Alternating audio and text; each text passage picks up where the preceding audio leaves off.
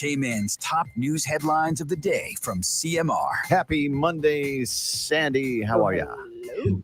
Happy Monday, everybody. How are you guys doing? 15th day of January. Mid-month already. I got to give my dog his medicine. This is about the time that everybody gives up on their New Year's resolutions. 2 No, weeks in. I haven't even started yet. That's what you do. You wait. You start in February. I'm starting next year. What is it? A dry February? Next year. Oh, everybody has dry January, but they should do February. It's a shorter month. Exactly. Yeah. Huh. I'm with you. What's up this morning? Okay, so we got a couple interesting stories. So let's start with some sort of regional news this morning. The world's largest cruise ship sets sail or gets ready to set sail from Miami. So this thing is pretty massive. I don't know if you saw the photos, but it's a large ship. Let's just put it that way. Lots of people excited. Do you have it right there? Can you show us? Yeah. It's called the Icon of the Seas. Yeah. And it is, I'm not a cruiser, but it looks pretty amazing. There it is. Oh, yeah, that's huge. Yeah. Is it coming to Cayman? No. So it's docked at Port Miami for the first time this past week. It's ready to make its historic sail from Miami later on this month. How many people? It's going to have the world's largest water park and is expected to sail from Miami to the Caribbean on January the 24th. Okay. Does it say how many people are on it, though? 8,000. 8,000 people. No, thank you. 2,000 crew. 8,000 Me guests. and 8,000 7,999 other people. Yeah. There's not enough lifeboats for everyone on the ship. Yeah, that's women and children first. 8,000 plus the 2,000 crew. Yeah. 1,200 feet long. So 7 pools. Luckily, there's no icebergs in the Caribbean. 7 pools, 9 whirlpools. World's largest water park at sea. 6 water slides, tallest drop slide at sea, 20 decks, 40 bars and restaurants. Quite the infomercial for Icon of Seas. Thank you, Sandy. Did you get a free book? Yeah, did room? you get a room or something? I wish, not really. I'll tell you what, that's a lot of people to keep track of. Yeah. There's going to be some people missing. Here's a super interesting story that's going to make you go, huh? Okay. So, Icon of the Seas. a visitor was fined $1,000 for vaping on a plane. Oh. Yeah, you're not supposed to smoke or vape on planes. So he went in the bathroom and he was caught vaping in a flight coming into the Cayman Islands. Don't they have like sensors? What airline? I think. United. Okay. And so the United crew alerted local authorities. Is that what happened? Yep. Yes. And guess what? The police didn't want to do anything about it. They were like, we don't care. So CBC actually took him to court. He pled guilty and everything. Said he was stressed out and he was fined $1,000. Okay. Mm-hmm. So stressful coming to the Cayman Islands on vacation. Maybe it's coming back for work. Pretty crazy. All right, let's do one quick feel-good story. Sunrise Training Center got a new wheelchair accessible bus, courtesy of an anonymous donor. This is so fantastic. I love this.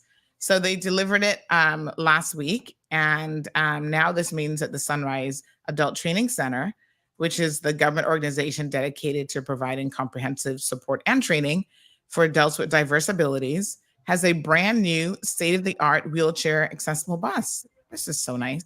Thanks to whoever that anonymous donor is and Vamp Motors. Great. There you go. All right. You guys have a fantastic Monday. You too. Thank you, Sandy. And you can catch Sandy's show coming up on Bobo 89.1 FM. Yeah. This talk radio station. We're going to see sunshine today. All right, folks. Good morning, everyone. We got about a minute left according to my little timer. Looks like my computer clock is a little bit off. Sometimes you have to sync it every once in a while. That's why I have this other timer over here. Okay, let me have a look and see. We're going to go ahead and use that minute wisely and get our Instagram link going here. Yes, honey, chill. How y'all doing? How was your weekend? Okay, give me 1 second here.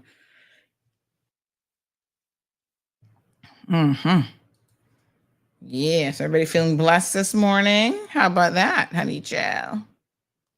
All right, 26 seconds. Let me grab my Facebook link. And then I'm going to let me grab 15 seconds. Oh my gosh. Move quick, move quick, move quick. Facebook, YouTube.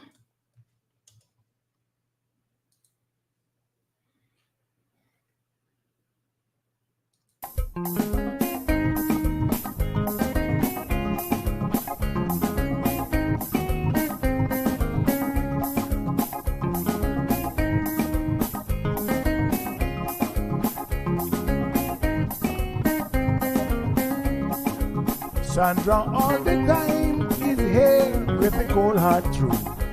She's the ears and the eyes for me and you. Every day, everyone want to hear from Sandra. And every time on the air, she's getting better. So tell your sister, tell your brother, tell your mama to call Sandra in the morning and in the evening. They always calling Sandra. And when they start fighting, they calling Sandra.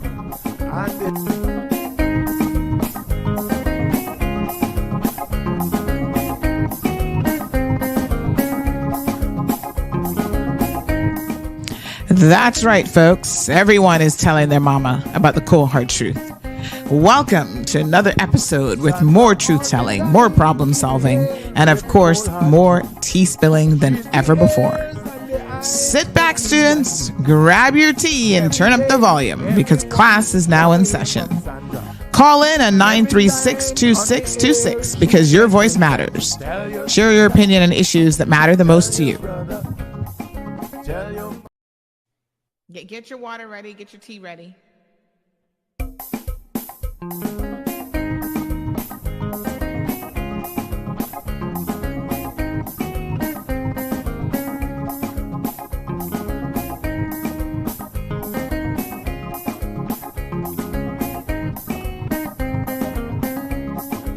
Sandra all the time is here with the cold hard truth.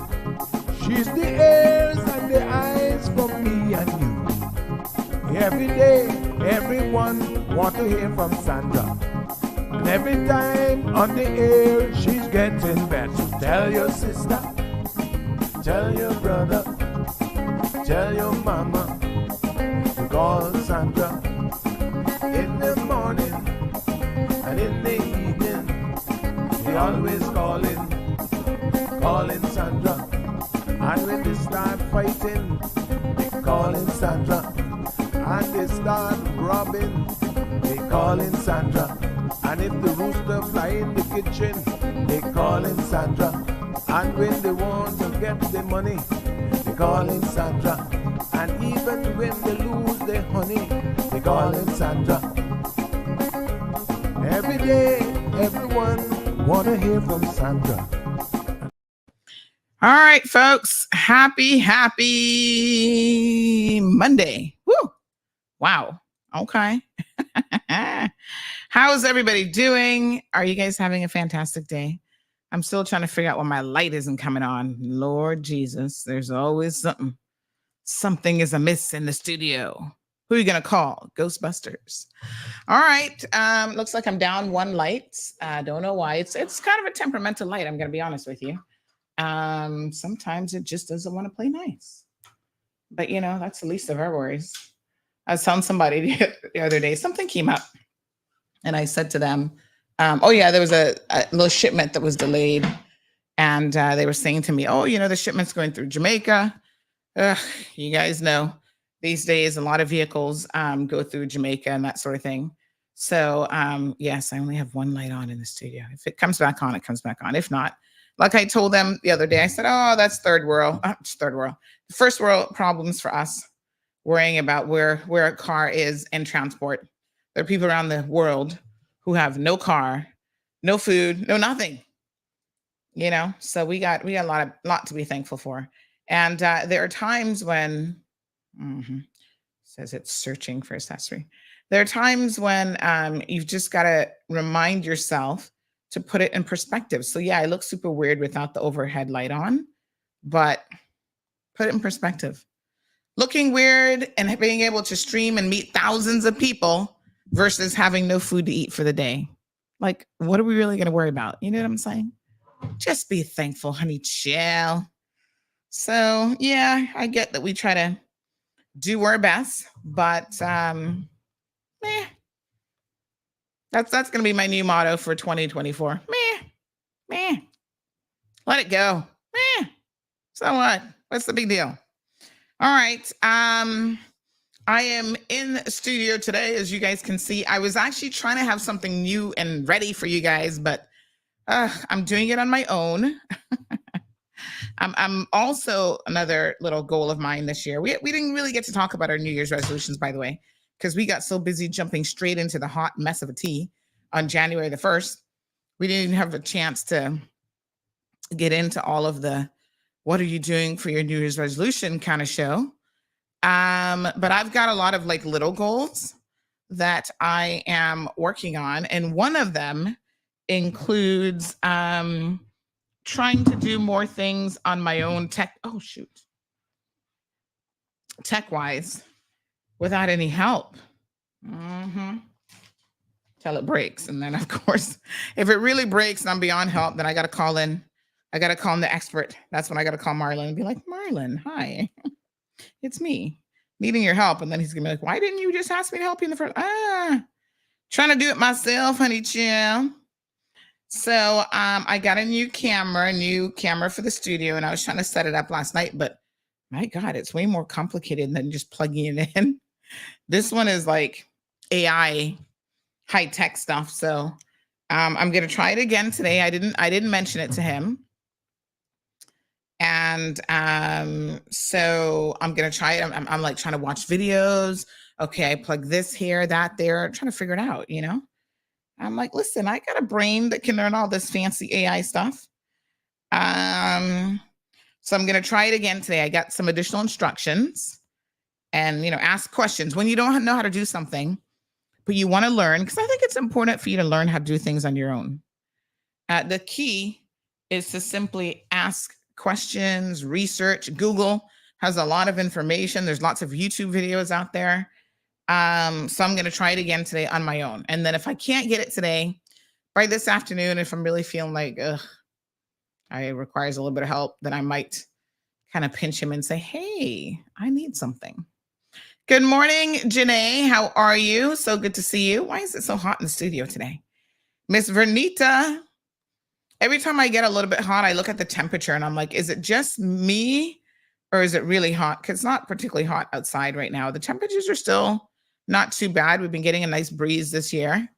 And then I think, okay, is it me, menopause, or something else that's going on?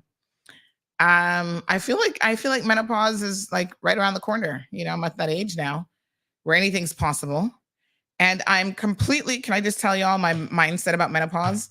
I'm going to remain positive about menopause, that it will just be a complete breeze, maybe the occasional little warmth, but nothing stressful. And we're going to slide right through it, honey chill. We're going to be sliding into menopause. No issues. I know some women, oh my God, they have such a hard time with it.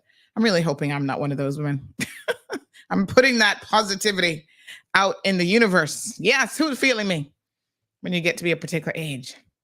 You know what? And I'm like, I'm kind of looking forward to it, actually. Diamond Princess, good morning. She says, stay safe on the roads today. Wee. Speaking of staying safe, I saw a car in Lower Valley that ended up in somebody's fence off the main road. I meant to take a picture of it before they took it. They took it out yesterday afternoon. I mean, it literally it must have been coming from the Eastern District side, and it just went straight through the fence, boom, into the yard. Thankfully, the house is set back a ways from the yard, so it wasn't particularly close to the house per se. But my God, what do y'all be drinking? I mean, first of all, don't drink and drive. But on top of that, I do have to wonder, what the heck are y'all up to? My goodness. Bad driving, honey child. Good morning, Wee Wee. Olivia, hello, Richard. How are you? Enrique, good morning. How are you? So I was walking somewhere, maybe was it A.L. Thompson's? I feel like I live in A.L. Thompson's these days. By the way, I need to do a couple of shout outs this morning. First of all, big shout out to A.L. Thompson's. You know, I forgot that they had purchased Cox Lumber. So I went in there and I had, let me just tell you, my new job is basically I'm a property manager. And everything that could go wrong some days is just going wrong. So I had to replace a microwave, but the microwave is like an all-in-one microwave and oven. Don't buy these all-in-one combos because then you're stuck when one piece goes bad. You have to turn around and buy the whole darn thing. And these things are not cheap, honey child. So anyway, I had to, I went to A.L. Thompson's and said, all right, show me some pricing.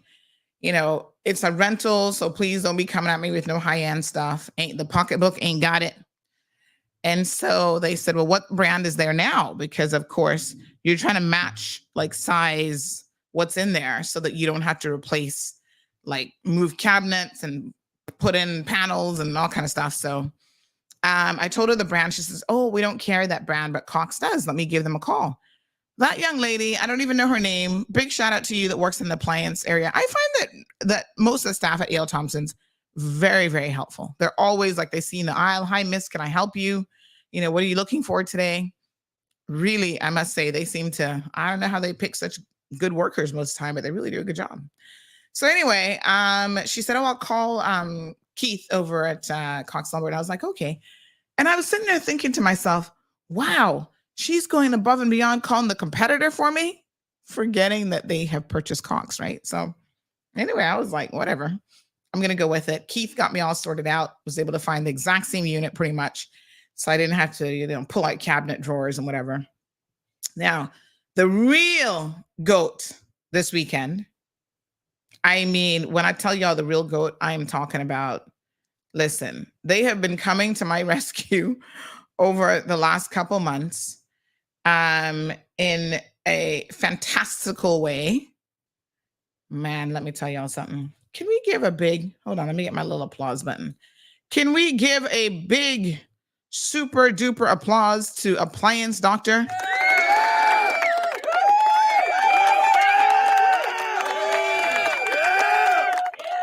Yes, honey child, Appliance Doctor. Absolutely love them. You know, when you don't need them, you don't recognize all the amazing stuff that they do. But when you do need them, wow, I mean, they're just coming to my rescue. So I had to make a last minute call for them to come out on Saturday to install this unit for me. They're so organized. Listen, when I tell you that as property manager, everything's been going on. The dryer needed a part, the fridge needed a part, the microwave got fused out. Somebody probably put foil or something in it is now what I'm thinking happened. Anyway, all this stuff has been going on the last couple of months. And big shout out to Brett, Johan, and the entire team over at Appliance Doctor, because they have been fantastic. Coming, checking on stuff for me, installing things efficiently. I actually took some pictures. I was going to give them a shout out on social media, and I'm going to post that a little bit later on as well. Just really doing a fantastic job. You know, they send you these emails to say, okay, this is the technician that's coming. I really, really love that from a security perspective, because, in this day and age, anybody could be knocking at your door. You got to be really, really careful about who you're opening up the door to. And so, yes, they, send you an email. They even send a text in advance to say, okay, the person's on their way. And I mean, their systems seem really amazing. I'm like, wow, you guys are very organized. So they actually tell you, here's the one that I got on Saturday. It was actually Pascal. And it says Pascal so-and-so. I don't necessarily need to give you all his last name. So they say, hello. Either they call you by name or address. So-and-so is traveling to your requested location at blah, blah, blah, blah, blah. Please contact us on, then they give the phone number if you have any questions. Yeah. Please reply opt in to consent to sending and receiving text messages with us. To opt out, please reply stop. I mean, I love it. I think it's fantastic. So we actually have a they do like an appliance service thing as well. That's a really good deal. You know, you should service your appliances, right? I don't know how many of y'all think about this, but you're supposed to service your appliances. And so one of the things that they have is this appliance thing where you can say, okay, I want, to do the annual service plan. And then they come every quarter and they check the dryers for you. So we have that at home. So they check our dryers and they do the refrigerator just to see if there's any issues. If not, they service it for you. The dishwasher, I never use a dishwasher like I'm old fashioned. I use my good old hands as a dishwasher. But apparently, if you have a dishwasher, which modern homes do, most modern homes, you should run it every once in a while. Otherwise, it's like everything else in life. If you don't use it, you lose it. So it doesn't, it's going to not work if you never use it. So I think Miss Stacy's going to start using it maybe once a week or something. I don't know. But for me, I'm just throw those dishes in the sink and wash them the old fashioned way. Radio's gone. What do you mean radio's gone? What happened on the radio? Let me see now. Let me see, honey chat. Where's my headset for the radio? Well, I don't know why radio would be gone. Because I ain't did nothing. Everything looks good here. There's no drops since Thursday of last week. Okay. That's a bit bizarre. Okay. I'll let Chuck know. By the way, Chuck is back. So shout out to Appliance Doctor. Really, really appreciate you guys. We'll have them on the show one day because apparently they do a lot that I'm not so sure that everybody knows that they do. Stephanie, good morning to you. Good morning, Patricia. Wow. Really? Mid-sentence? Lord Jesus, what's going on with the radio today? That's strange. Okay, let me just redo something here. I'm not sure why that is. So I'm going to let Chuck know because it's probably something on their end this time for change. Phew. It's not me because my audio is still going strong, honey child. But let's play a little music because that trips it back in. Everything is AI these days. So they say play music for, is it 10 or 15 seconds? And then it's supposed to trip it back in. All right, let's play. Let's play this song. Filters allowed, real information, no filters allowed. Johnny #1 is showing the island today. Galilee truth, no filters allowed. Real information, no filters allowed. Johnny #1 is showing the island today. All right, folks. Hopefully that did it. Oh, okay. So he just fixed something. Yeah, I knew it was something on their end today. Oh, well. Listen, these things happen. There's a lot of moving parts to all of this. Hopefully I'm back. Yeah, good. Thank you, Chuck. Oh, thank God Chuck is back. But there's lots of moving parts to this stuff. Y'all don't understand what it takes to pull off this show. I mean, believe me, when I tell you, there's so many things that could possibly go wrong. I mean, imagine it took me over a week to just isolate what was happening on my end with my audio. And it turned out to be, in my mind, the simplest of possible solutions. So I know everybody was batting for, oh, Stacey, I'm feeling hungry today. What did I eat yesterday? I think I might need some breakfast. Yeah, so, y'all were batting for the fact that Julie and her minions were hacking into the thing because it was a little bit weird. And I was kind of chuckling as you guys kept saying it because it's like every single time I started talking about them is when it would go out. And I was like, really? It really kind of did feel a little bit like, what's going on here? Morning, caller. Happy Monday. Morning. How are you? Your radio is not back on. It's not back yet? Oh, No. I think they need to fire AI. All right, let me play the song again. Hold on. All right. Thank you.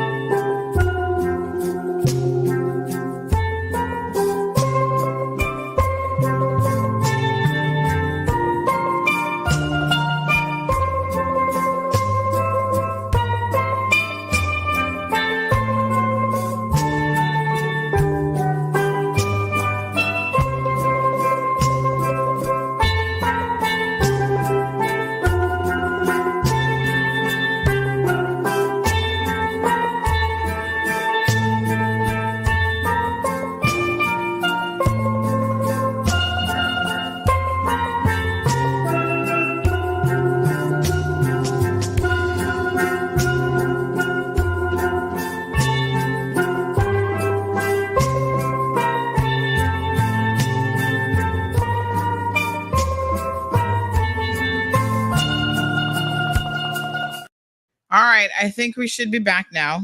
Chuck has said he's tweaked a little something for me. So listen, does your heart not feel a sense of real national pride when you hear Beloved Isle Cayman? I mean, there's just something about that song that just gives me goosebumps every time I hear it. It's kind of like, when I lived in the States, what? It's still not back. What do you mean? What? What are you saying, honey Jam? Okay, hold on. Let me see what's going on. That's strange. I should be. Gary said no.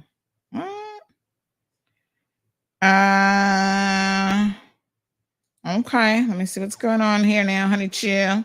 So, yes, I was saying about our national song that in the United States of America, I don't know how they do it here in schools, but every single child, every single day with, our morning, like what we called our homeroom class, you got to get up and pledge allegiance to the flag of the United States of America. And you better put your hand, they don't care where you're from. You better stand up. Oh, I just did. What's going on this morning?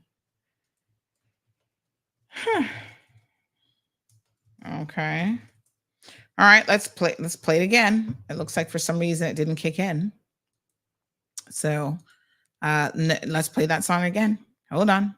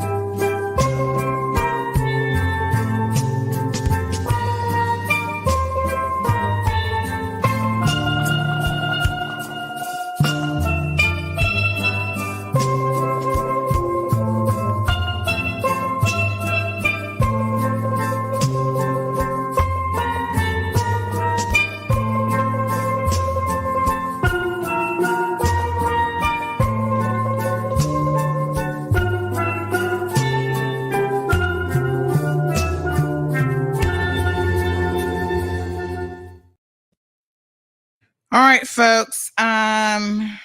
Yeah. So, yep. It's it's not me this morning, but I just realized that it actually did the whole dropping out thing, which remember when it was doing that every 19 minutes or whatever?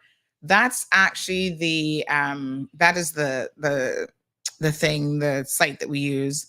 And I think sometimes they're just having issues. Yeah, that's weird. I didn't realize when I was looking at it and I saw the audio levels good. I'm like, well, why did I drop out? I didn't look that the connection was gone. You know what that means? Every 19 minutes, it's going to happen. I'm going to have to try to keep an eye on it. It's yeah. Come on in, honey chill.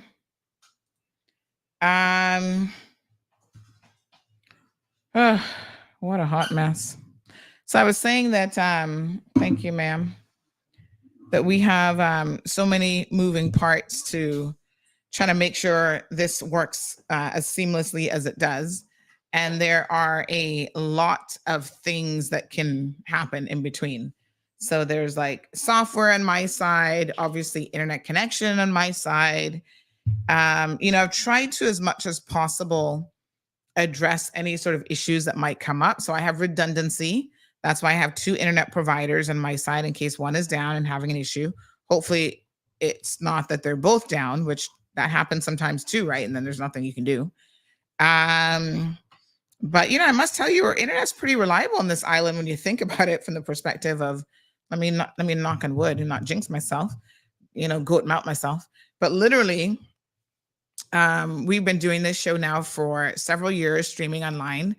And I can't think of a single time when the internet has been down during the show. It might be having issues other times, but it's been pretty, it's been there. So we have all of my equipment on this end, and then I plug in to the radio feed actually through the internet. So if that, because obviously I'm not physically there, right? So if that application, which I think is exactly what this is, because we've seen this issue before, is disconnecting or having an issue, then, yeah. So it's about every 19 minutes that it's going to happen if it's what I'm thinking it is. All right. Well, we'll talk in between those 19 minutes and try to get as much squeezed in as we can. So, so I was talking about their national song, and I got to tell you, I just have a sense of pride when I hear the song. It gives me goosebumps when you hear it live and it's being sung properly. I think in terms of like cadence and tone and whatever, it's actually a pretty difficult song to sing from what I understand from musicians. But one of the, during COVID, there was a collaborative group that got together and did a version of it. And, but this one with the steel pans has got to be one of my favorite renditions of this song for sure. But I was saying that, in the US, I grew up from the 4th grade onwards, having to stand up every morning in our homeroom class, pledging allegiance to the United States of America. I pledge allegiance to the flag of the United States of America. I can't remember what the rest of it is now, but every morning you stood there. And even if you didn't want to, because, I wasn't really going to pledge allegiance to anybody else's flag. After all, I am a Caymanian. So after a while, I recognized that, I don't have to pledge. I mean, as a kid, you don't know any better. But as I got older, I'm like,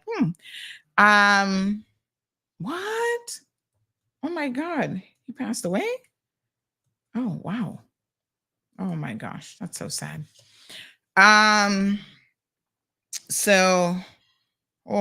good news there.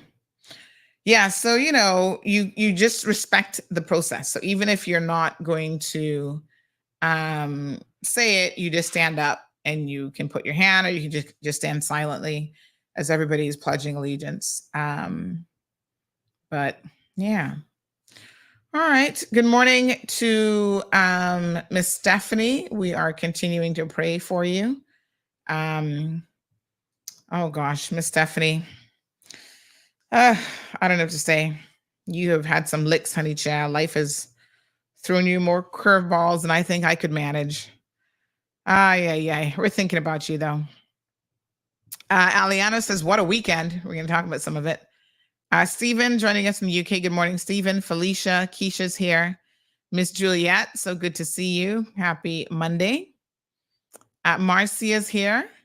She says, morning to the queen of the cold hard truth. Ooh, honey, chill. What a hot mess. Marshall is in Myrtle Beach today. South Carolina. Normally you're North Carolina, right? Okay, what's the weather like? Johan misbehaving as usual. He's in the naughty corner. Did you ever have that friend in class who was like the class clown, always in the naughty corner? That's Johan. In our classroom, that is definitely Johan. Good morning to all of our Instagram listeners. Gulshan Pangotra. Gosh, that's a mouthful. How are you? Happy Monday morning. Tony here says, what's the topic for discussion today? Well, we got a couple things, Tony, that's super interesting. Came in with a plan. Oh, is that my little friend? That looks like it's hard to see all the little icons, but hold on. That looks like Michael. Michael, is that you? Good morning, honey chill. Good morning to Lynette. The almighty Rush says, what happened to the good quality? What good quality? I think it's the light. The camera? It's the light. Yeah, Michael, he's another hustler, Caymanian, working hard with his little painting company. Good for you. Michael's been helping me with my latest little project as well. So thank you, Michael. He, I had to call him out to do a little touch-up painting. Michael, squeeze me in. I still need some help with some interior painting. So please squeeze me in when you can, because I know you're busy, honey chill. But I want to do some of the interior painting. In fact, I'm available now, like this week. I'm available today through Wednesday. If you want to get it done, then let me know. We got to squeeze it in between occupancy. If you can help a friend, one business owner to the next, let me know. Yes, Michael does good work. If y'all need any painting, link him up. And, he's on the job, making sure the guys are doing what they need to be doing. And I like Michael. He's a nice young man. I like anybody who's out there on an honest hustle. You know what I'm saying? Because we can do it. I mean, there's so many examples of young Caymanians and others who are making a successful go at it. I just can't take people trying to steal from other people and all that kind of foolishness, because that's just not cool. Good morning, Miss Olive. Andy is in the house. Good morning from La Ceiba. So good to see you. Iva's here. Iva, I can't wait for mango season again with your beautiful tree. Alejandro, good morning.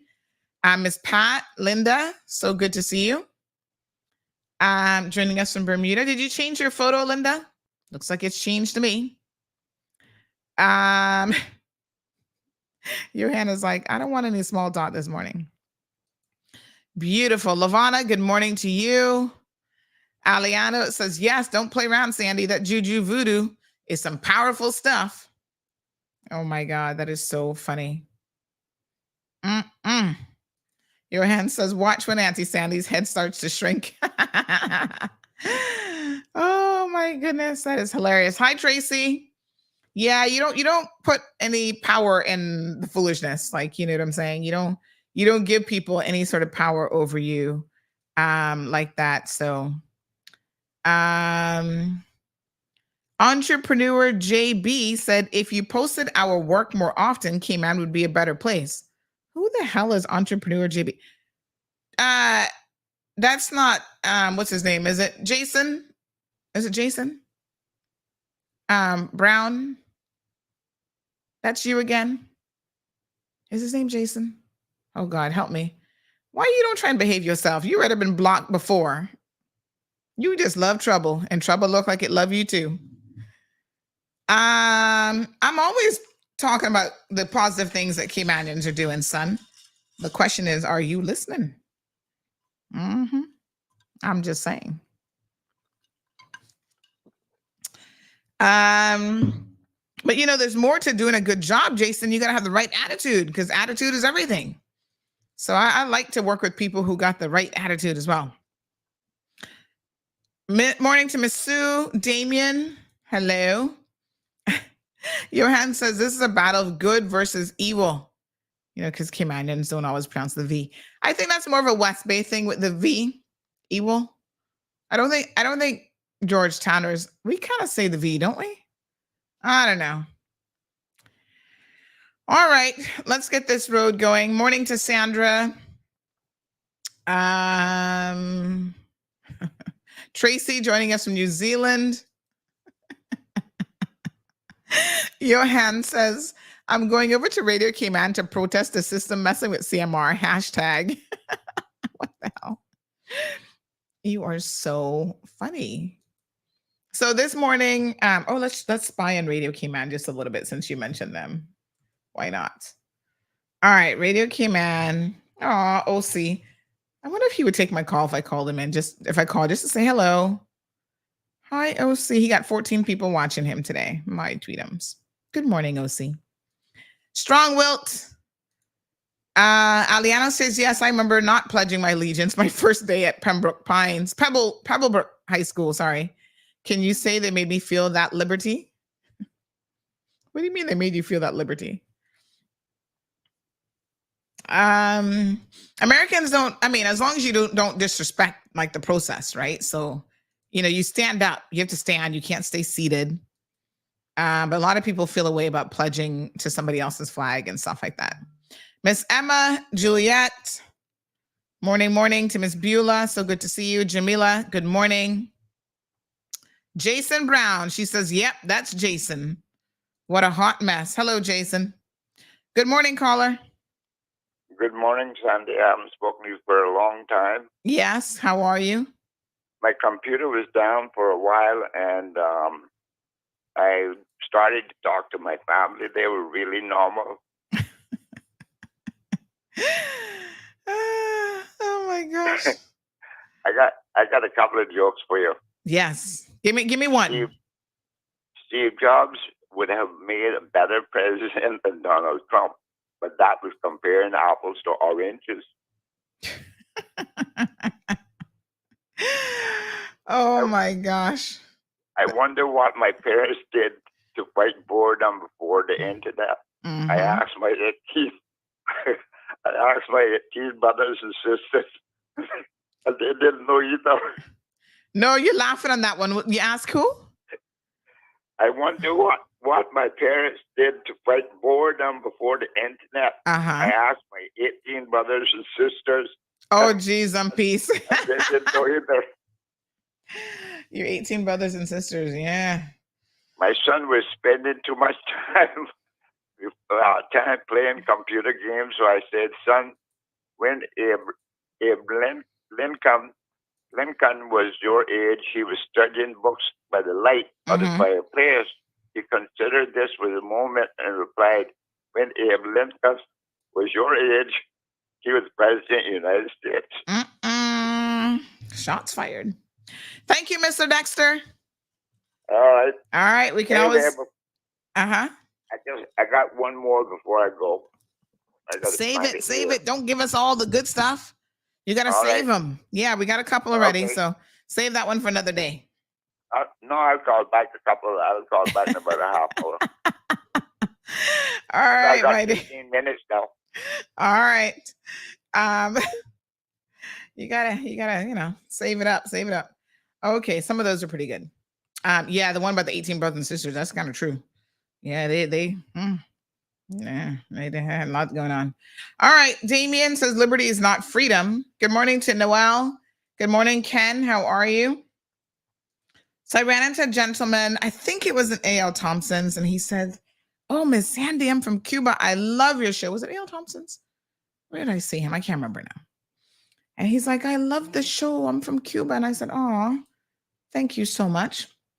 All right, let's get to it. By the way, big shout out to the neighborhood of Gooties. I saw 2 of them this morning. They are so cute. The other day, I hadn't seen them in a couple months. I don't know. Do they go into hibernation? I don't know what they do, but they look nice and fat now. I was like, So I saw 4 of them in the same area, which is a bit unusual to see 4, but they were out, and I saw 2 again this morning. They don't seem to really interact with each other, but they're always in relatively close proximity, but not too close. They're very, very interesting to watch. So I'm going to post one of my Gucci videos on social a bit later on. So, all right. So a couple of things that we want to discuss this morning. We're going to talk about some court cases. If you missed Friday's show, yes, we had the after show segment. I was trying to wait till February before I started popping off on y'all, but anyway, it happened.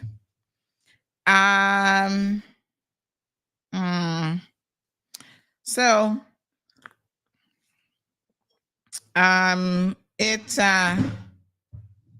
somebody just sent me something about Julie. Oh, Lord have mercy. Lord, give me strength, dear God. So we got a couple things we're going to talk about today. We got some court cases that we want to talk about. People, suing the government, suing this one, suing that one. People love to sue. So we're going to get into some of that. And we're also going to discuss some of the weekend happenings. So let's start off with the weekend happenings now. So there was some sort of incident yesterday at McRuss. It apparently happened outside of McRuss and Prospect, and the victim ran inside. So, people have different ways of describing things, eyewitnesses. And do you know, by the way, not for nothing, but eyewitnesses are very, very unreliable. We've talked about this before in this program, especially when they're under a stressful set of circumstances.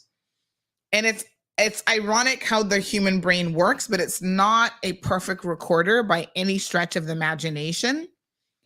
And so sometimes, depending on a number of different factors, people will hyper focus on different things when they're in an incident.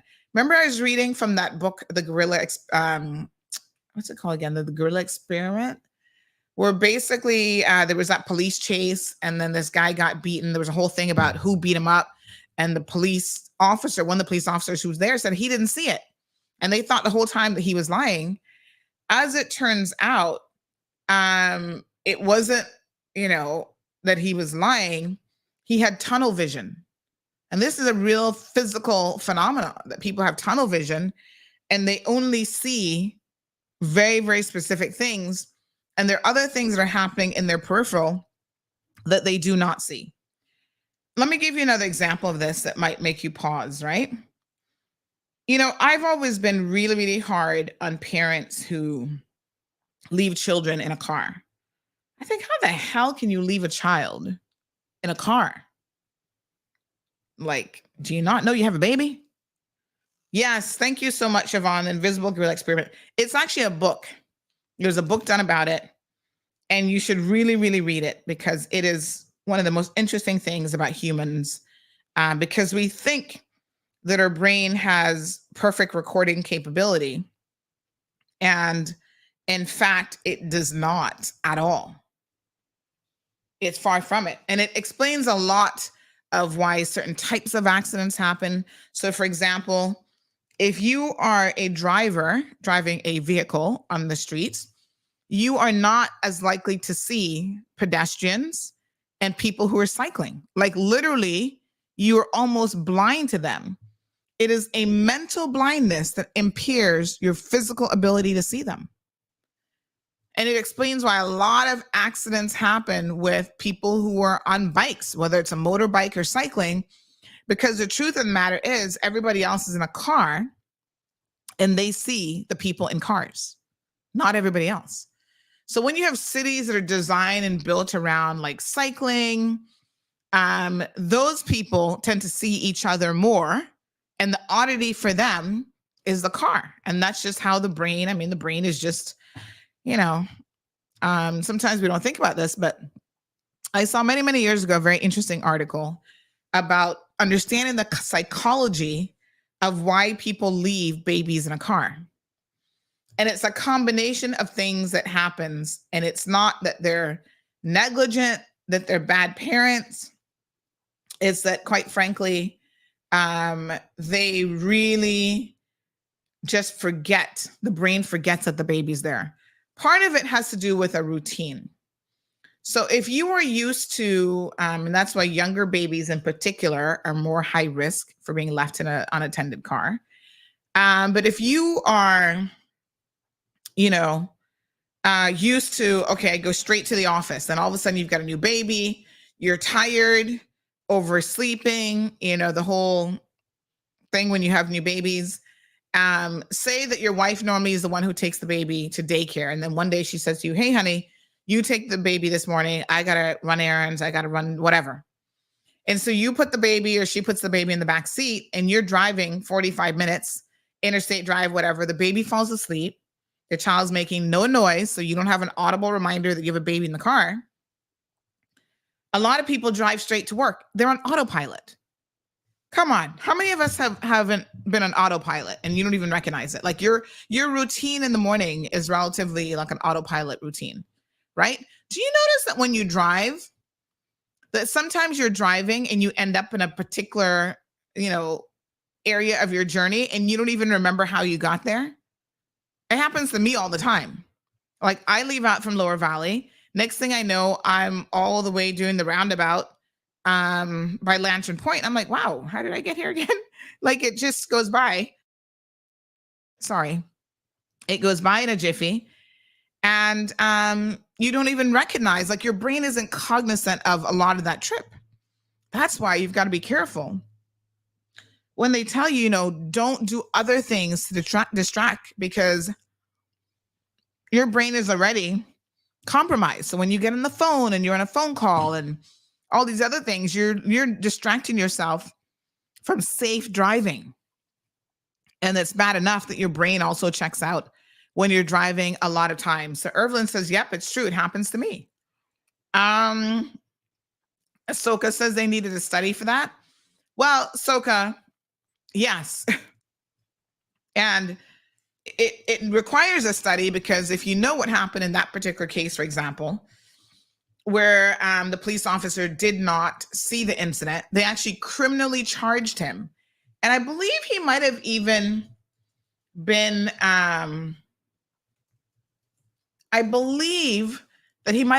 convicted, right?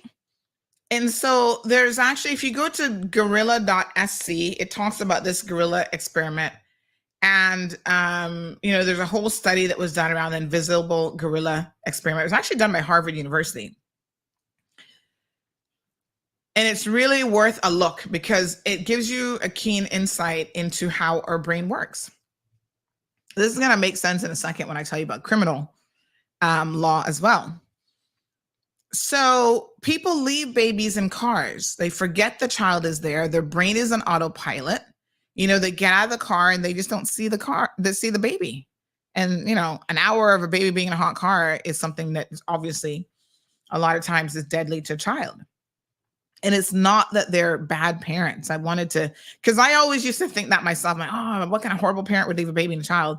And it happens. The farther distance you have to travel, the more unusual or out of routine it is for you. So like I said, if you're not the one who normally takes a child to work, but even sometimes when you are the one and it's a new baby and for the past 10 years, you've been consistently taking the same route, doing the same thing. You never went to this daycare center before, a month ago when you started taking the baby in, it's more likely to happen under certain conditions being present. So a lot of modern cars now, they know when a car seat is actually installed in the car and they will remind you, they'll like ding, just like, whatever, when you get out of the car, it will ding and remind you that the, check for the baby or whatever is supposed to be in the car seat. Because you need that reminder in order to, remember to take your baby with you.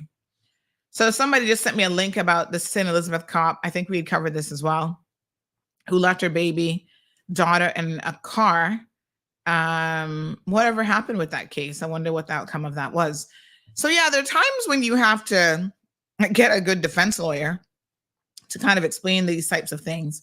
I think that most people now know, most, police and, unless there's some reason why a mother or father is trying to kill a baby, they understand that this is a sad phenomenon that happens. Remember there was one here in Cayman some years back, I think it was in the grocery store parking lot, that they left the baby and the baby died. Oh my gosh, so horrible. So eyewitness testimony can be very, very unreliable. And you can't rely on eyewitness testimony completely in a criminal case because of the unreliability of it. Listen, there have been women who've said, this is the guy who raped me.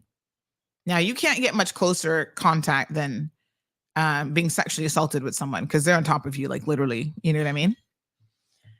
Yes, he fits the description, this, that, and the next thing. Years later, he's exonerated. It wasn't him. And it's not always the case that the victim just was like, oh, I'm going to pick any black man or any Hispanic looking man, doesn't matter which one. It was she actually thought that this was the man. She's under a high stress situation. I mean, you can't imagine the stress obviously involved in that of being sexually assaulted.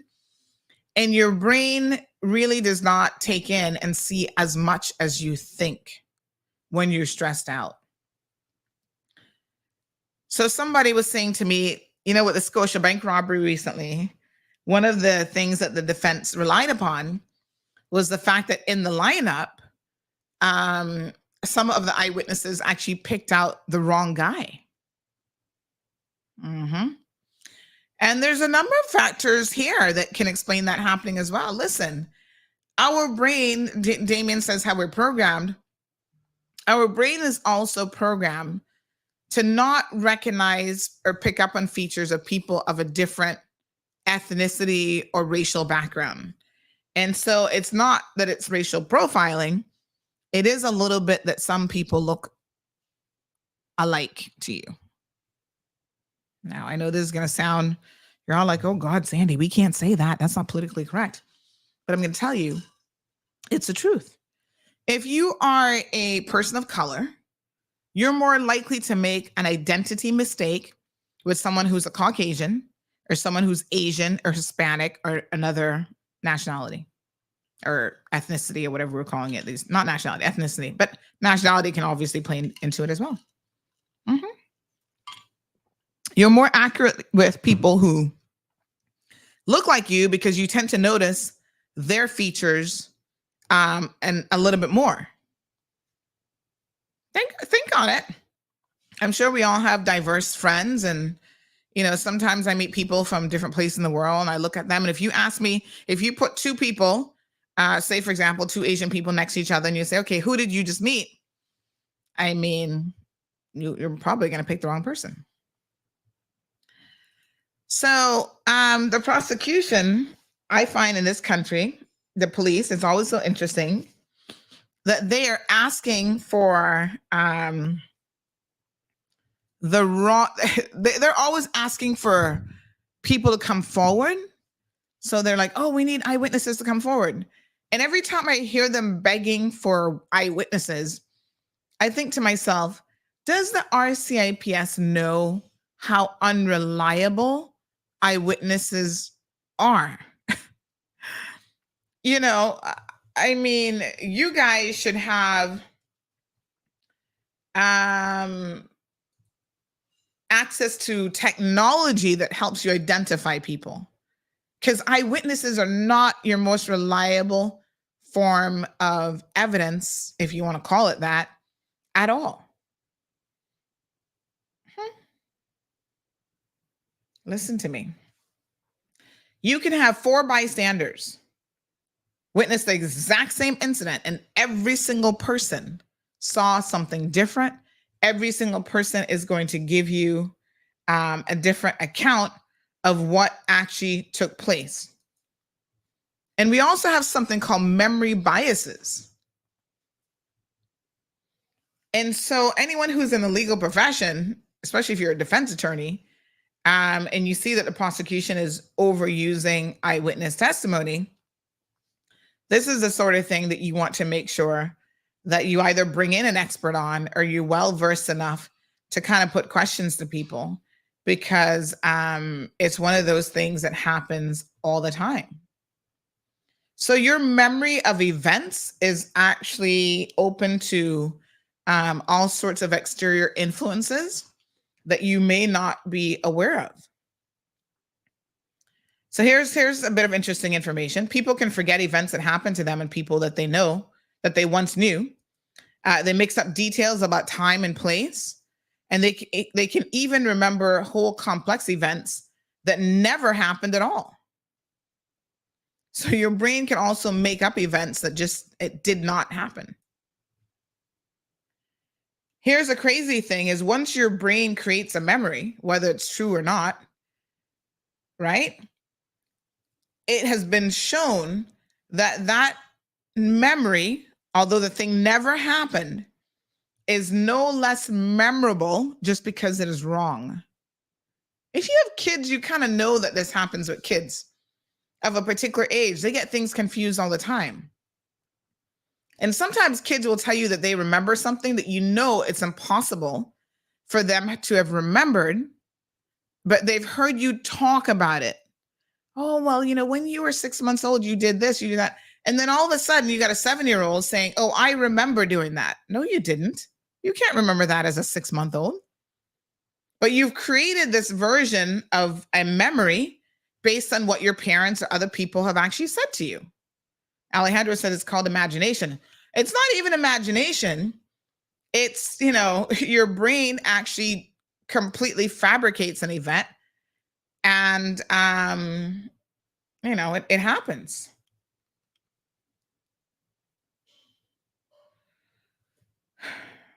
Setting down your keys and not being able to remember exactly where they are. Morning, caller.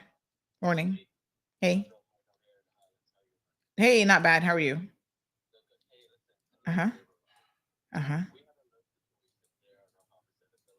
Yes, I'm actually in the middle of the show though, so can I call you after the show? Yeah. No, this is a private call, but I'm still live on air, so I'll call you once I'm done. Okay, all right, dear. Seems like y'all be forgetting that I have a show. So this is all very, very interesting. And I look at a lot of cases and I can see why sometimes the prosecution, loses a case. Now here's this. Some memory biases are complicated and longer lasting, tongue twister. For example, it turns out that our expectations and beliefs are about the world, how the world works, can have a huge influence on our memories, because many aspects of our everyday lives are full of redundancies. Our memory systems take advantage of the recurring patterns by forming and using these memory templates. You see, this goes back to the whole thing with how you can easily leave a baby in a car. You're an autopilot. This is how it works. So we expect that a library will have shelves and tables and librarians. And so we don't have to spend energy noticing those things at the time. The result of this lack of attention is one that is likely what they call a remember schema consistent information, such as tables, and to remember them in a rather generic way, whether or not they were actually present. So in other words, you can walk into a library that didn't have any tables, but because you've always expected to see tables in the library, if somebody asks you about that later on, you're going to say, yeah, there were tables in there and there were chairs in there and whatever, and there actually weren't any. There's this whole concept of a false memory.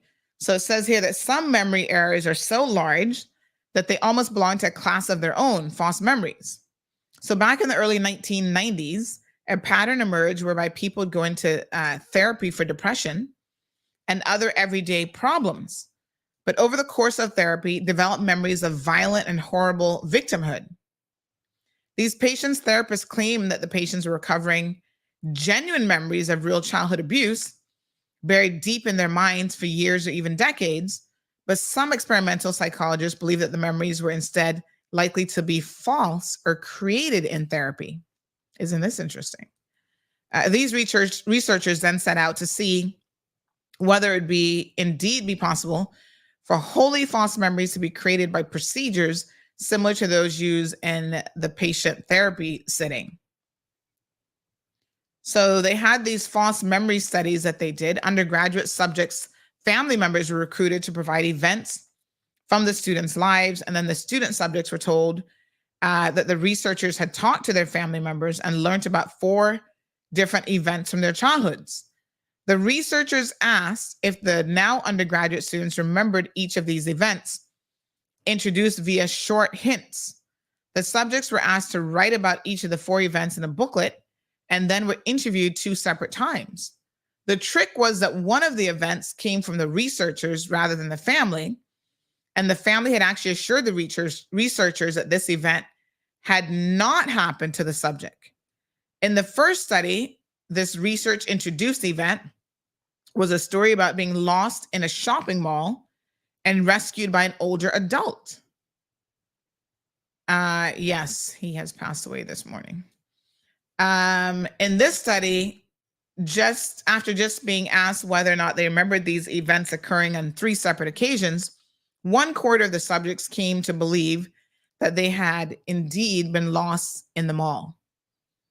In subsequent studies, similar procedures were used to get subjects to believe that they had nearly drowned and had been rescued by a lifeguard, or they had spilled punch on the bride's parents at a family wedding, or that they had been attacked by a vicious animal as a child, among other events. So again, people around you can create these false memories by even just suggesting that they happened when indeed they didn't happen to you at all. That's why it's very, very important when you have, for example, this is what's called false feedback manipulation. You have to know how to interview witnesses properly, especially children, because children in particular is, they're very, very capable of being impressed upon. So their memories are such and their minds are such that it's quite easy to impress upon a child that something happened when it didn't even happen. And so there's a whole methodology of how to interview victims, how to interview kids, and so on. So when you're talking about jurors, and we have a lot of jury trials here in the Cayman Islands, it is very, very interesting to see how eyewitness testimony can be so powerful and so impactful in convincing a juror. Because, you're like, yes, I saw him did it. I was right there, when in fact, that type of identification can be problematic by its very nature.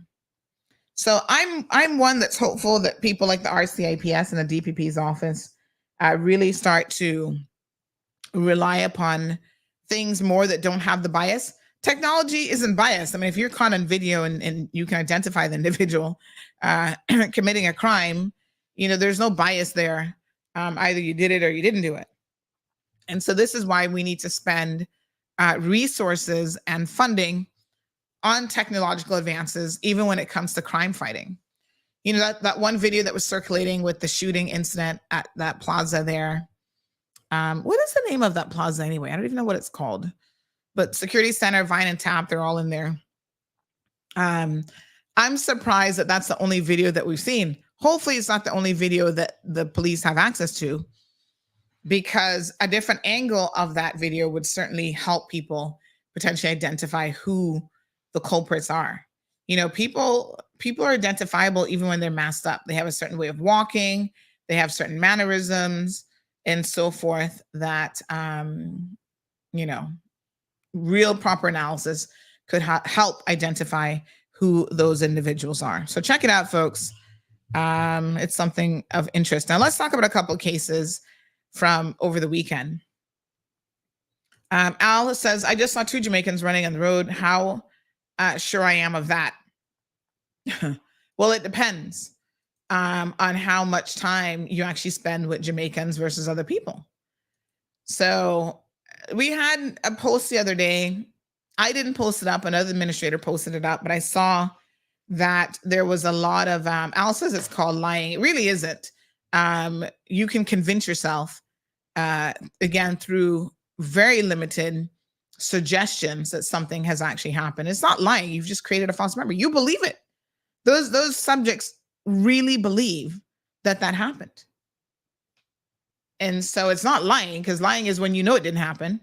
And that is why if you put somebody on a lie detector test, right, there are some people who can fool it, because if they believe something happened, whether it happened or not, they're going to pass the lie detector test with flying colors. So if they are extremely delusional, or they just have this very strong belief that it did happen, a lie detector test isn't going to catch those people, because it is a honestly held belief. So, what was I going to say? Oh, Lord. I just forgot which. Anyway, RCIPS, when you start calling on eyewitnesses, I need y'all to really keep that in mind. All right. So I was going to talk about this post. So somebody sent in something or another about, oh, and the person looked like a Jamaican. Well, the interesting thing about that is, again, this was a Caucasian person, because I didn't post it, but another administrator did, and I went back and looked at who was sending us the information. And what I can say is the person sending the information wasn't Caribbean, they weren't Caymanian, they weren't Jamaican.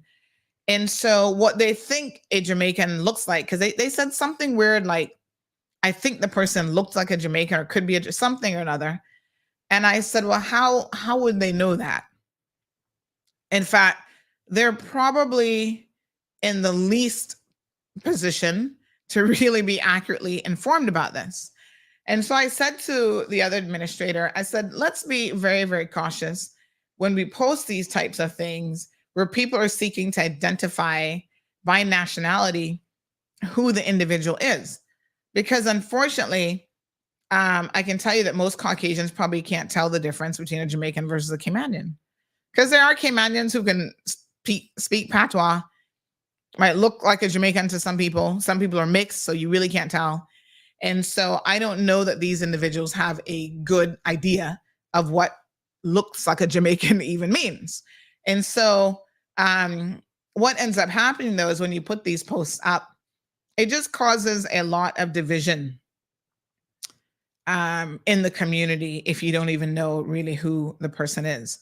So this is where it said thief alert.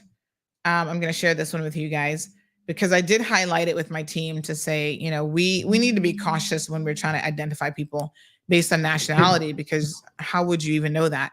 Good morning, caller. You know, Sandra, you have me thinking about this whole memory bias thing. Mm-hmm. Because I distinctly remember a thief breaking into our house as children. Mm-hmm. And my brother and I are in the next room and we are scared out of our minds. But, you know, our father he was handling it.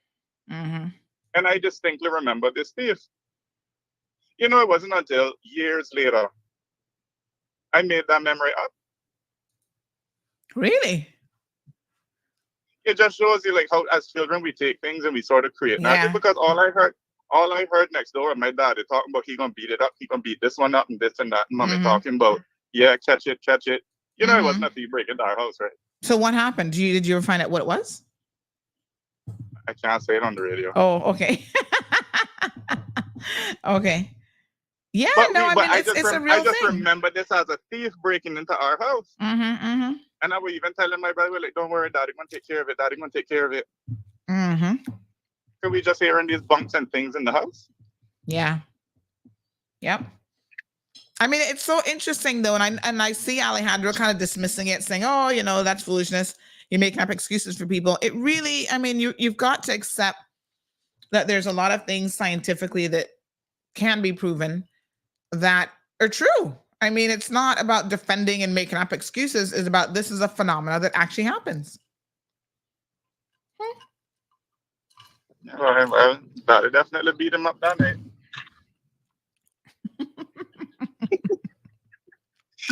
Lord Good have morning. mercy. You got to tell me off air because now I'm very curious about what the hell that is. I think your audience will get it. Lord Jesus. Is this a true story? It is. Oh, shit.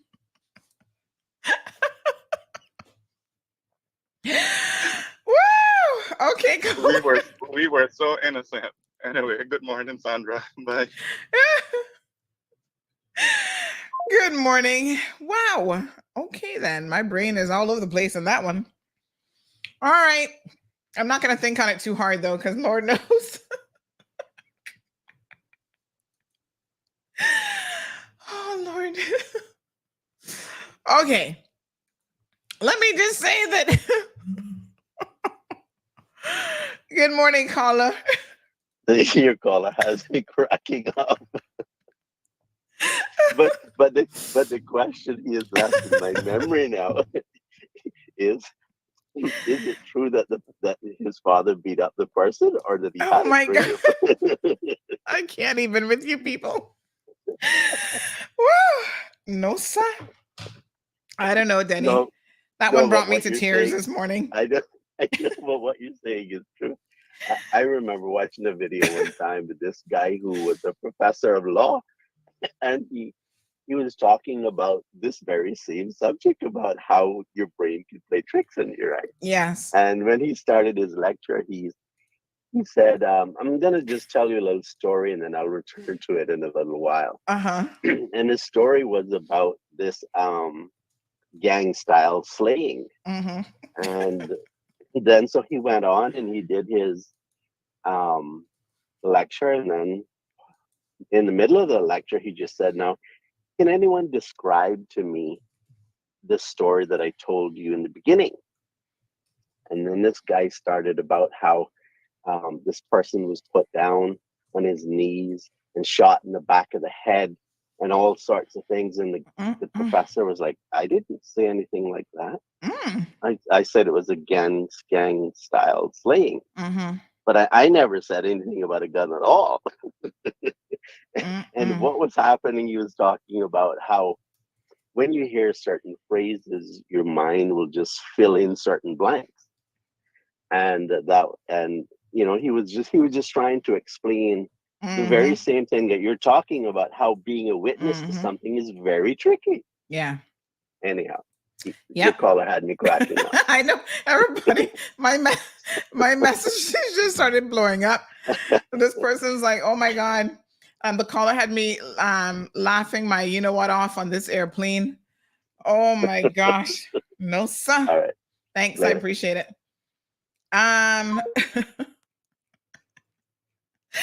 Woo. Okay then.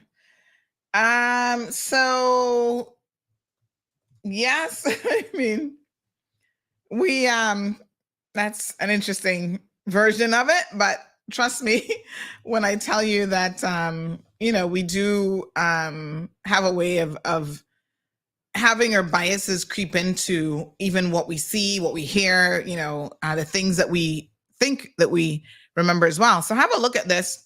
This is the post that I'm talking about, where this person said that they're asking, do you recognize this man and or this van? Please report it to RCIPS. Owners offering a $500 reward for the information.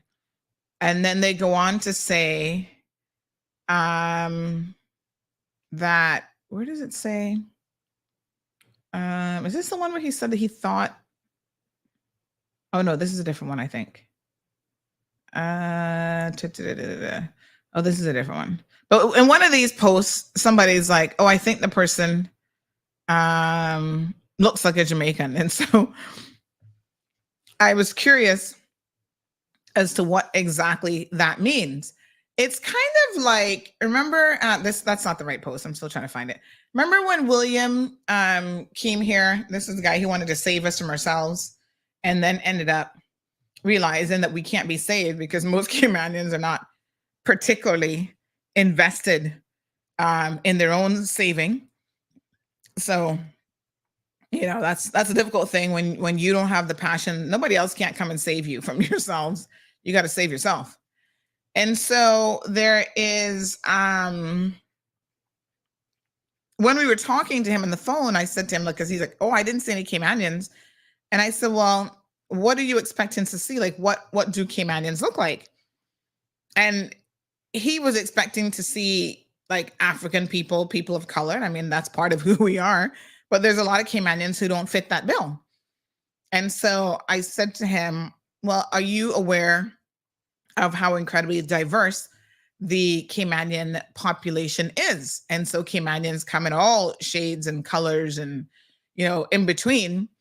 And it seems like he didn't know that. And so this was, again, his biases of, oh, all Caribbean people are Black. All Caymanians have to be Black and they have to speak and look a particular way, that may have had him a little bit confused, thinking that he didn't see any Caymanian people.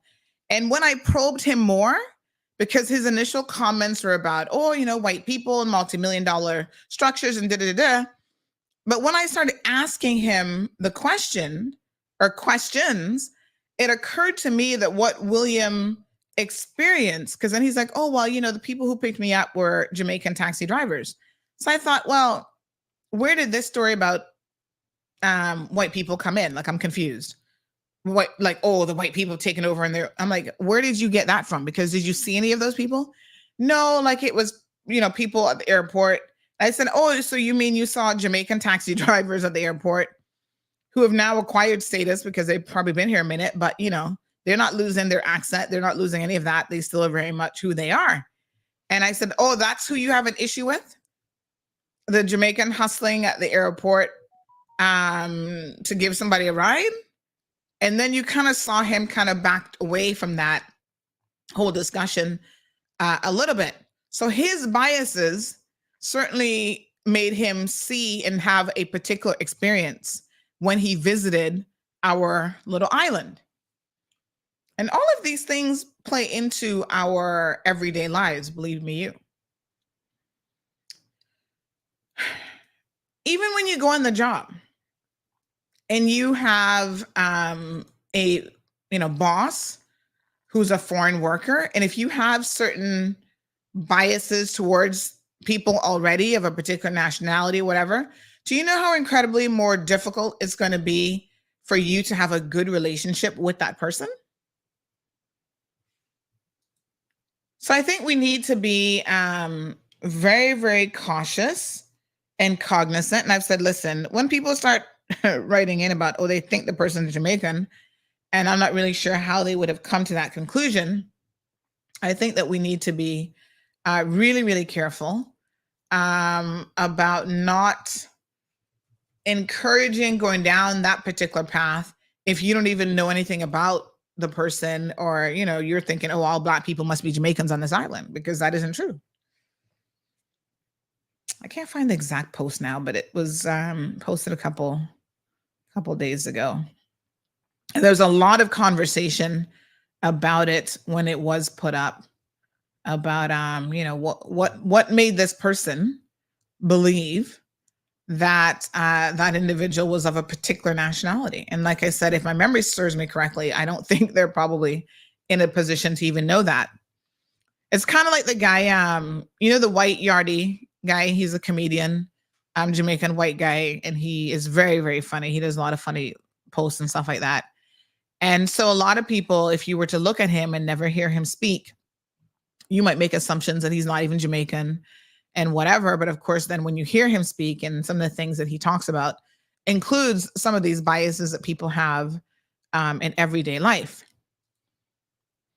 So we're going to talk now about a couple of cases. So there's one over the weekend that we reported on that happened last week, where a guy decides to come to the Cayman Islands, and on the plane, he decided to vape in the bathroom. Now, you know that smoking on a plane is a big no-no.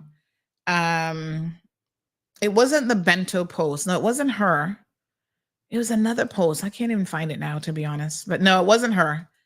I think it's fair to say she was definitely a Jamaican when she started popping off them words.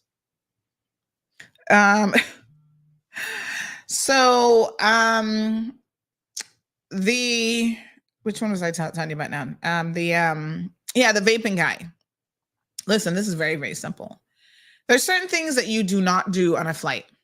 This isn't the 1960s where you could be sitting there smoking a pack of cigarettes, fornicating in the stall, in the bathroom stall, and doing whatever, part of the Mile High Club, and people are like, oh yeah, that's cute, that's funny, whatever.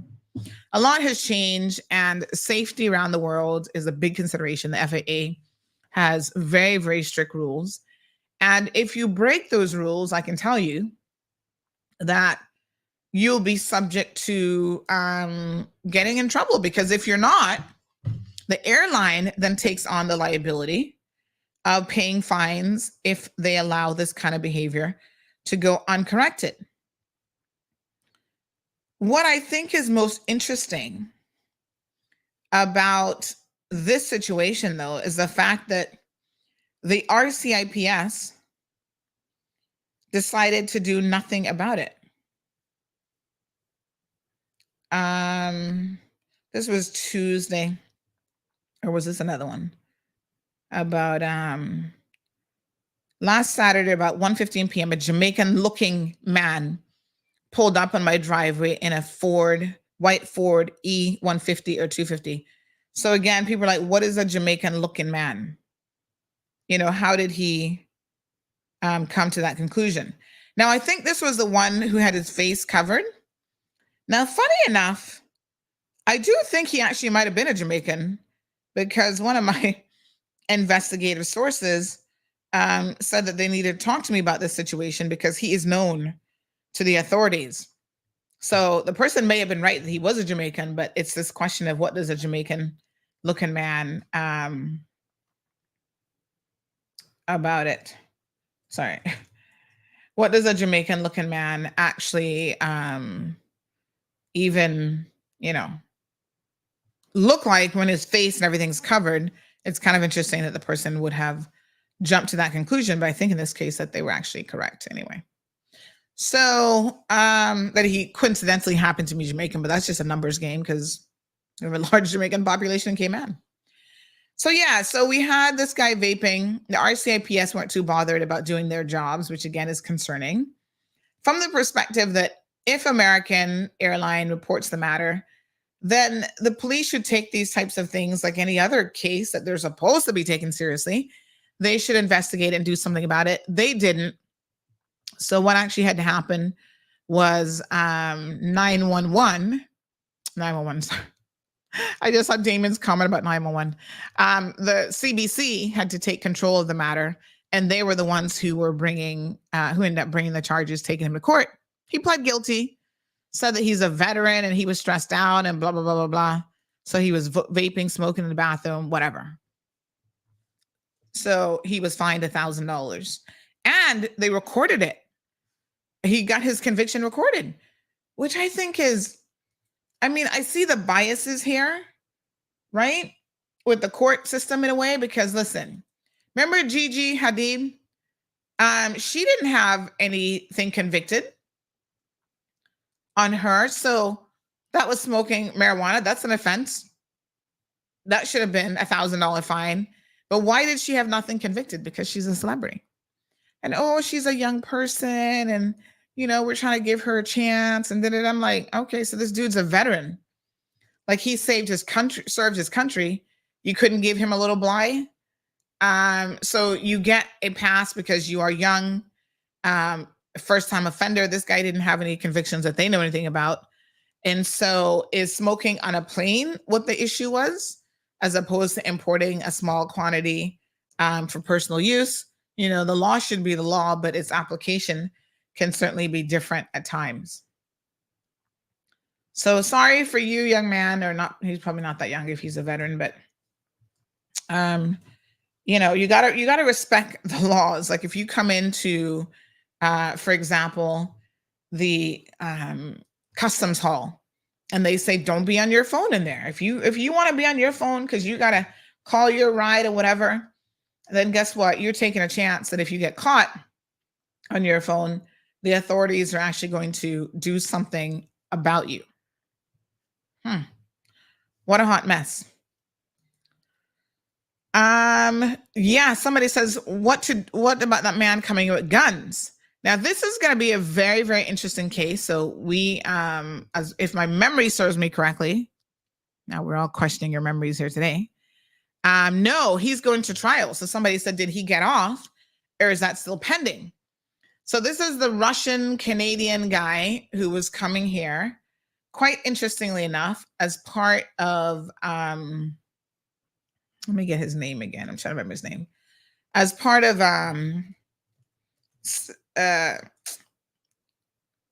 what's it called again? The city, the special economic zone, right? 45 years old, Anton Perigin, I think is how he pronounces it. So he's actually going to be going to trial. Now, the most interesting thing about this is, I'll check and see if we've updated this about his trial date and that sort of thing. For some reason, the initial lawyer that he had isn't the lawyer that he has now. And I'm going to tell you why that's interesting for me.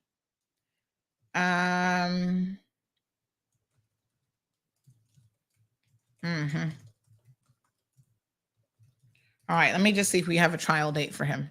But yeah, he's decided to go to trial. and they're making a some kind of human rights argument or something about how really he notified the police that he was going to be bringing these weapons in and whatever. Listen, we'll have to wait for the case to see what the evidence actually says and what comes out at trial. I don't know if he's doing judge alone or what. We haven't updated this recently, but we should. We should definitely update this because there has been, I think, a trial date set. So he's actually going to be, he's claiming, he's obviously denying that he did anything wrong, that he had the requisite permission. And he switched lawyers now to Ben Toner. And I thought when I saw that, I think it was just last week that I saw that, I thought to myself, oh, this is interesting. Because Ben Toner has just been, he's a well-respected attorney and all that, Casey, but he has just been appointed to the head of the human rights agency here. What's it called? The Human Rights Commission or whatever.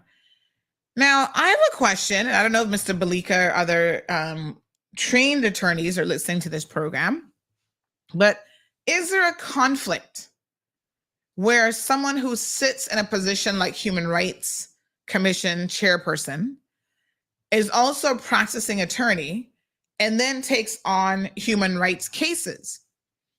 Should they not recuse themselves from, and I mean, I know it's in a court of law and then what they do can be separate, but is there any sort of perceived conflict there? Because I kind of feel like there is.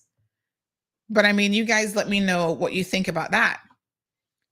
So he is supposed to be going to trial. I will get the dates and stuff, and I'll try to find out if it is a jury trial or a judge alone.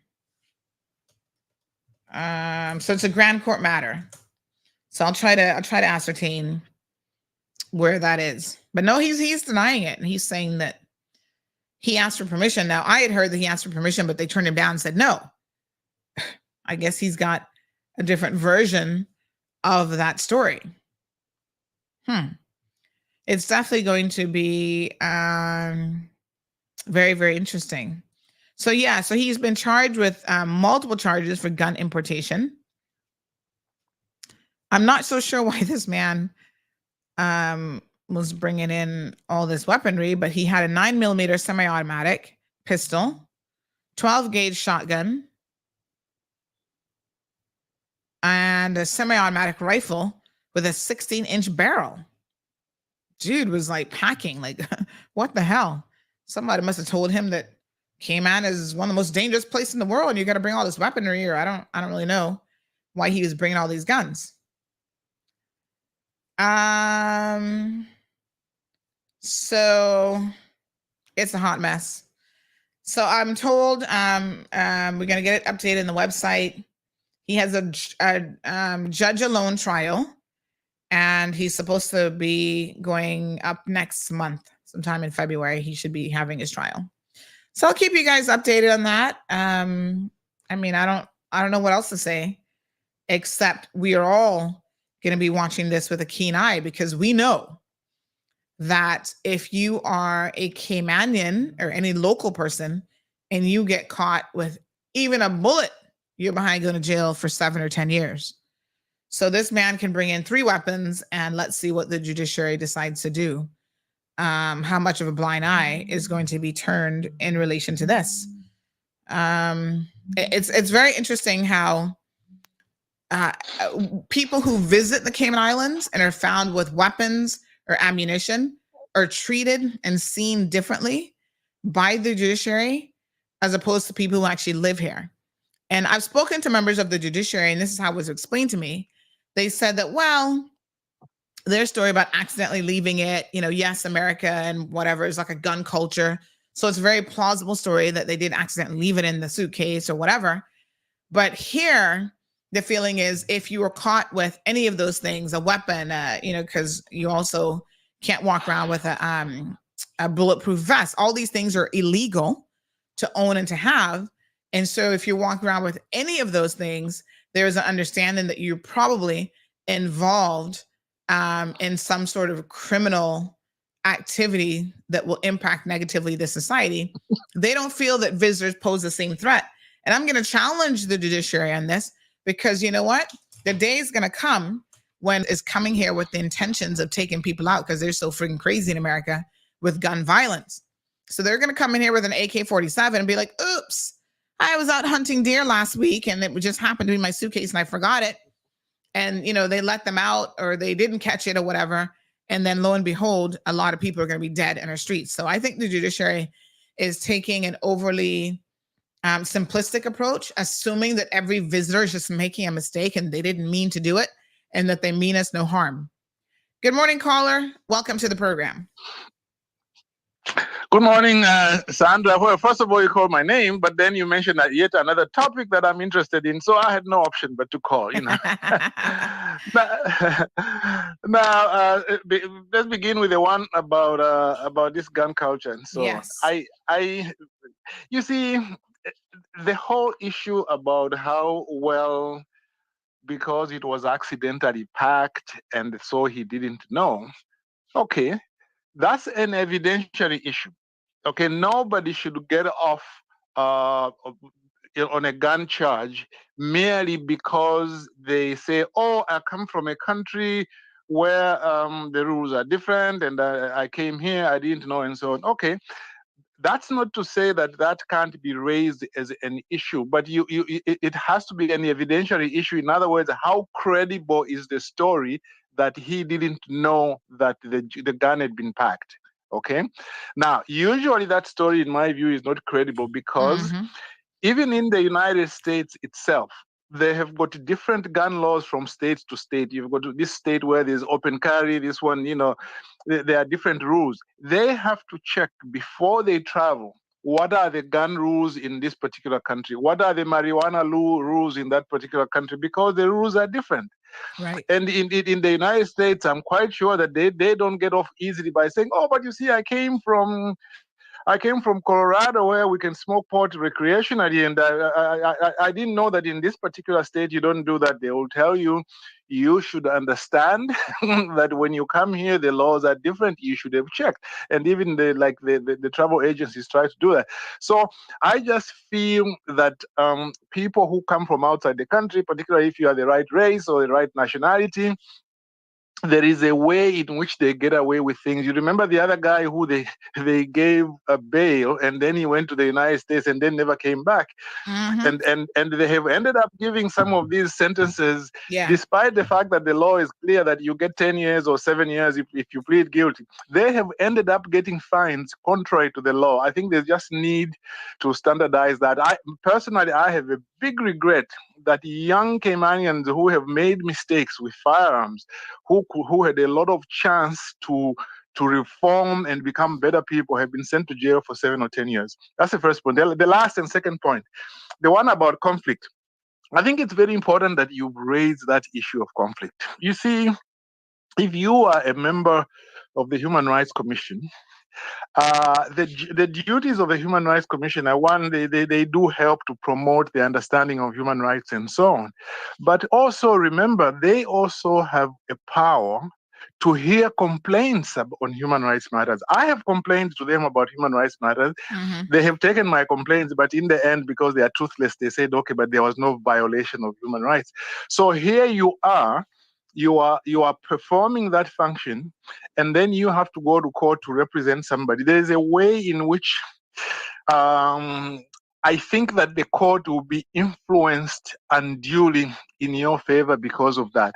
I think there should be really a rule that once you are in one of those bodies dealing with human rights, during that period of time, you shouldn't be going to court to do that, because partly also you are benefiting maybe in terms of getting clients, because people will say, oh, he is on the Human Rights Commission, I might get some better treatment from the court because he is a powerful person. I think I would agree with you that in that particular case, I think there is an issue of possible conflict. Because remember, conflict is not to say you are a terrible person. It's just the appearance of conflict. Yes. That's all I wanted to say. Thanks very much. Thank you so much. I appreciate that. Yes. Bye-bye. I mean, I think that definitely the appearance is there. So we'll keep an eye on the case, and we'll certainly let you guys know. Carol says human rights. Another American thinking that it's their right to do whatever they want. No, the law is no weapons. End of it. You know, when we were traveling in October in Greece, I'm trying to remember which leg of our flight. It might have been before we were getting on Emirates, but they kept playing in the airport over and over again about if you have a weapon. So you're probably in New York at this point, in an American airport. And they kept saying, if you have a weapon, you need to declare it before getting on this flight. I mean, it was like an autoplay over and over and over again. And I was saying to Marlon that, wow, they must have very strict, I don't know what the gun rules are in Greece, but they must have very, very strict gun rules because they kept playing this. And he even mentioned, he said, well, it's so interesting that that is the case. And he said, do they do that when these people are coming to the Cayman Islands? Are they reminding them, right? If you have a weapon, if you have, a gun on you, you need to ensure that you're declaring it and you're going through the proper process. I don't know. I know that Americans tend to think that, everywhere they go, the rules are the same because it's the same in their country. And so they really don't even care about what other people might be subjected to. For me, the rules should be the same. If you come to this country and you travel here and you bring in weaponry, well, sorry for you, but knowledge or lack thereof of the law is never and has never been an excuse. Thank you, El Ray, saying the same thing. Ignorance is no excuse of the law. It was really sad when that one lady, remember the Trump lady? She'd been a supporter of Trump and I think even worked like on his campaigns or something like that. She's some sort of legislator in the US, or former legislator. She actually ended up committing suicide with a gun, no less, over those charges because it was a hung jury. And then they decided in Cayman that they were going to charge her. They were going to redo it. They were going to do another trial. And so she ended up killing herself. I'm like, what lawyer did she have? I was always curious about that case because did her lawyer not tell her that, honey child, them Caymanians not going to do nothing to you. They'll fine you a couple $1,000s for the court's time and you're going to get off scot-free just because you're an American. I was so saddened to have heard that she took her life over that trial. And I was like wondering what else was going on with her. Really, really sad situation. So, what a hot mess, honey child. Good morning. Hi. Yeah, well, I'm live. So you can't call before 10:30 and ask me if you're on air because I'm alive. Yeah. Okay, there. All right. So you weren't on air because I answered my personal phone, but I'm live. So that means that I'm on air. Ta-da. All right. Hello, Miss Orlean. How are you? Rough Seas say you got to realize a lot of people on this side of the world is probably going to have a gun right now because it's a time of war. What side of the world are we talking about? In America? Time of war? Well, they've always been at war then because they've always had guns. What was the total number of mass shootings last year? Now that the year is over, let's see, 2023, they had how many?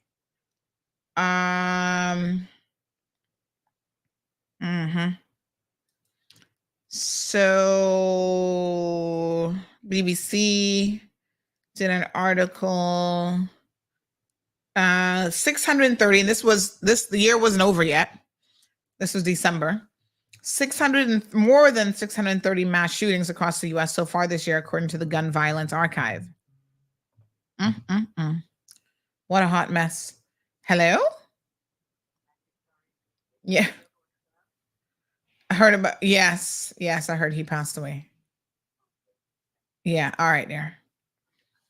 All right, so in case you guys haven't noticed, somebody passed away, and I'm aware of who it is. But I am not going to say during the morning show. It is a Caymanian, and it's a sad situation. One of our own, and of course, His mom is definitely gonna be mourning this morning along with the rest of the family. So our condolences to the family. You'll soon hear who it is. I'm sure of that. And by tomorrow we can talk about it a bit more. My goodness. Some mass shootings, according to this gun violence archive, 656 mass shootings for 2023. Wow. Mass murder, 40. That's a new high from 2014. And 653 is actually down from 2021. They had 689 mass shootings, but boy, it's exponentially going up. In 2014, they had 272. And here we are some years later in 2023. It's now up to 656 mass shootings. Can you believe it? America, what a hot mess. So we will continue to keep an eye on that particular case for you, and we'll give you the outcome of it. I kind of feel 50-50 that, I don't know what judge he's going to get. The only difference I'm thinking in my mind is because he was moving here. And again, Belika mentioned that one case with the guy in the BRAC. He was building a house here, had guns and ammunition in the container, quite a bit too. And so I wondered if he would have been treated any differently. And that's why, because he was resident in the BRAC, at least part-time resident. And maybe that's why he absconded the jurisdiction and left, because he thought, okay, I'm not just a visitor kind of passing through. Why would you pack all of this in a container? Of course, his excuse was, oh, they always got excuses, honey child. Somebody else packed the container for me and I didn't know what was in it. And, yes, I had weapons in America. Of course, it's legal there to have weapons. But they allowed him to leave. I think he came back the first time because he was kind of testing the waters. And then they allowed him to leave again. And he did not return. And in fact, they did his trial via video link. This is how slack they are, from overseas, knowing full well that he was never going to return. And they had taken his house. By the way, what would have happened to that house since he skipped bail? Hopefully the Crown sold it and put that money into the system. They could probably use that to go towards a courthouse that is so desperately needed. He's building some multi-million-dollar house in the BRAC. So there you go, folks. Rough Sea says, and these guns that people are traveling with 90% of the time are illegal. Well, they're illegal in this jurisdiction 100% of the times. Alejandro says the Filipino government makes sure that the Pinoys traveling understand the laws of the country that they're traveling to. It's just common sense that anywhere you go, you should try to familiarize yourself with the laws of that country and respect the laws accordingly. It's like if you go to,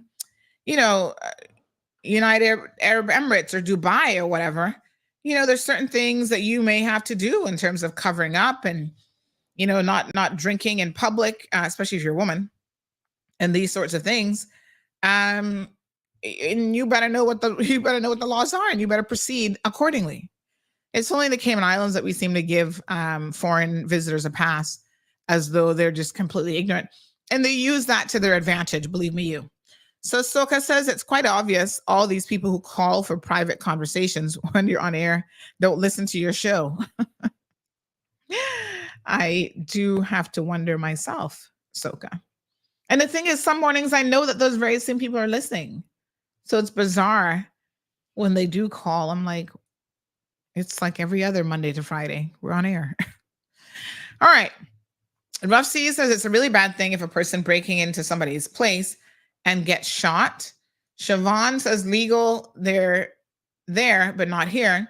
So he definitely should not have been able to leave. Jackie, good morning, says the guy is Russian. They now allow small arms bit. They now allow small arms, but not caliber. He came from Canada. He's a businessman. He is not your average Russian. Maybe an oligarch. I don't know. I know he's coming here to set up business in the economic zone. And, you know, I've always had a lot of questions about how much due diligence the economic zone is actually doing on people, because they get preferential treatment when it comes to not having to advertise for their work permits and all sorts of other stuff. It does make you wonder. Yeah, so we'll keep an eye on that case for you. Thank you so much for the question. Someone says, Miss Sandy, I wonder if Cayman Airways flight crew should start announcing about firearms before they take off. Well, it's not the flight crew, because once you're in the plane, it's already too late. Your stuff is already locked and loaded, right? It is the type of stuff that you need to, before you pack, you should be very, very much aware of. Someone says, in relation to the house that would have been subject to the bill condition, someone says, give it to Raymond Scott. Lord, he's going to go and he's going to go and borrow against that as well. All right. All right, moving along.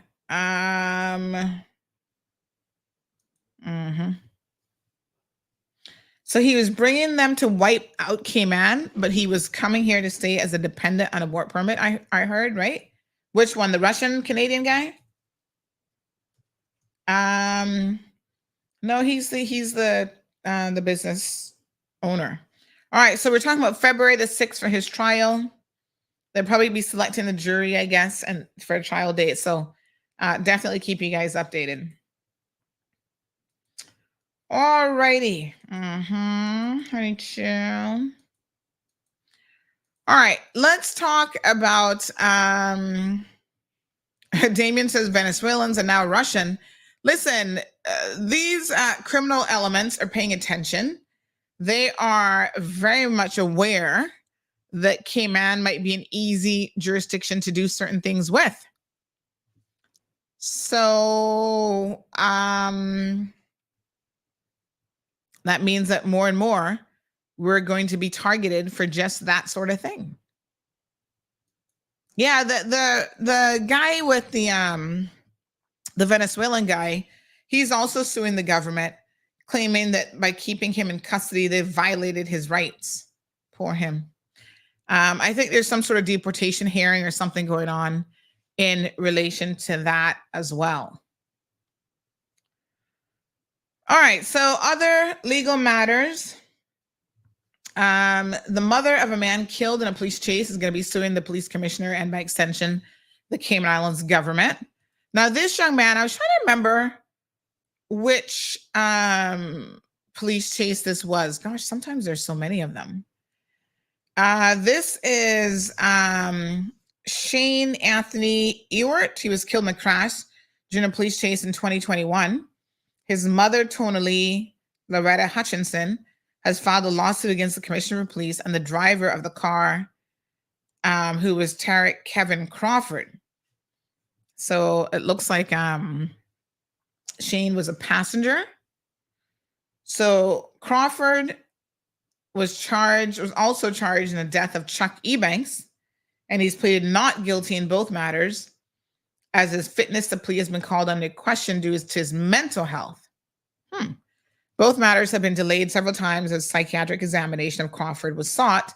In February last year, a psychiatric report presented to the court concluded that Crawford was not fit to plea due to his slow capability of information processing, which would make it difficult to concentrate on the proceedings. A second report also returned similar findings. However, the prosecution has asked for a third report. A U.S.-based psychiatrist is expected to see Crawford, who is expected to return to court in February. So according to the court documents, Hutchinson brings this action on behalf of her son's estate and as a dependent of the deceased pursuant to the Torts Reform Act and pursuant to the grant of letters of administration. So in other words, she's suing in order to get money for his estate. Good morning, caller. Hi, I'm actually good. Live on radio, though. Well, when would you like to do that? Okay, what was the name? Okay. All righty, sure. Good Lord. All right. So, yes. So, Lord Jesus. The only reason I answered is sometimes people are trying to call the show and they're calling my private number. So I want to be able to give them the show number. But all these people like just calling to randomly want to talk. Okay, honey, chill. All right. So this incident happened on January 16th of 2021, West Bay Road. The vehicle in which he was traveling as a front seat passenger, driven by Crawford, collided with a concrete structure. The interesting thing about this case is it's not the first time, by the way, that someone has been killed in a police chase. As you guys know, I am not a proponent of police chases at all. I think that there's other things that can be deployed. But nonetheless, our police continue to do so. I think we need to ask the question, how many of these police chases have ended in the death of someone? And we might start to really, and a lot of times it's not just the person that they were going after, it's an innocent person. Now, he was in the car and people say, well, he doesn't have the cleanest record, et cetera, but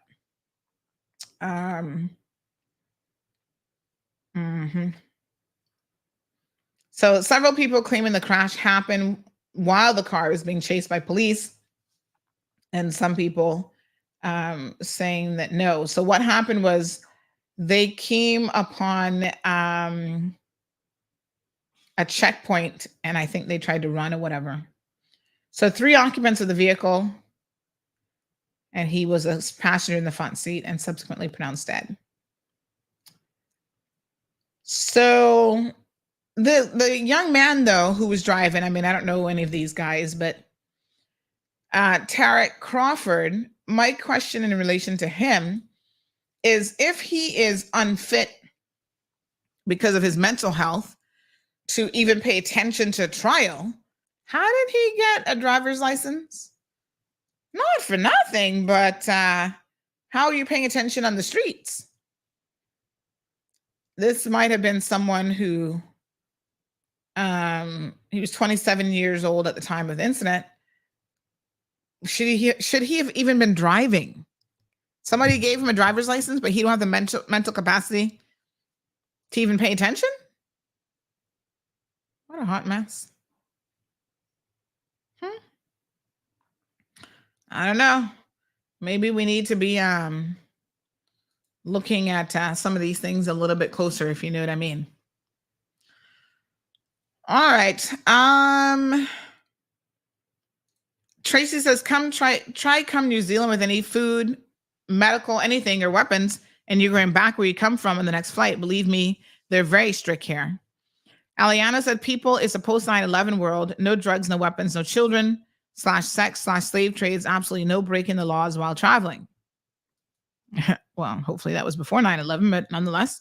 Lavana says, really, it's the responsibility of all passengers to look up these things about countries that they're going to, same as your travel documents. All documents must be in order to travel. This, again, is not KX's responsibility. That's Cayman Airways. We get this a lot when persons are denied boarding for invalid travel documents. So she's just reminding you all that you need to ensure that you have your documents and other things in order. And yes, you're supposed to know when you travel what the laws are in that country. Siobhan says the police need to stop chasing people.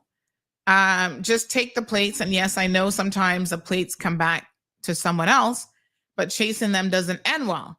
Well, it's a little bit more complex than that, Siobhan, than just taking a plate. Like I said, we have invested millions of dollars in technology, cameras, and all this other stuff that, if it's working properly, should go a significant way to assisting the police. Not only that, but we have 2 multi-million-dollar helicopters. Try to deploy the helicopter to keep a fix on where the vehicle is headed. And that is at a much safer distance, and you can't really outrun a helicopter as such if they're the right kind of helicopter. Not only that, but did anybody notice that we had a helicopter that went to Turks to TC? Was it Turks TCI the other day, and was there for several days?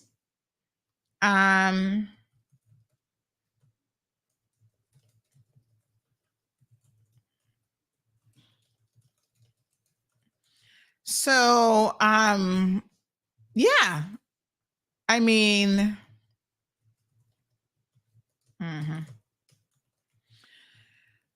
I don't, why have two helicopters if we can loan them out to people? I'm not quite sure what exactly that was all about, but it left on, let me see here now.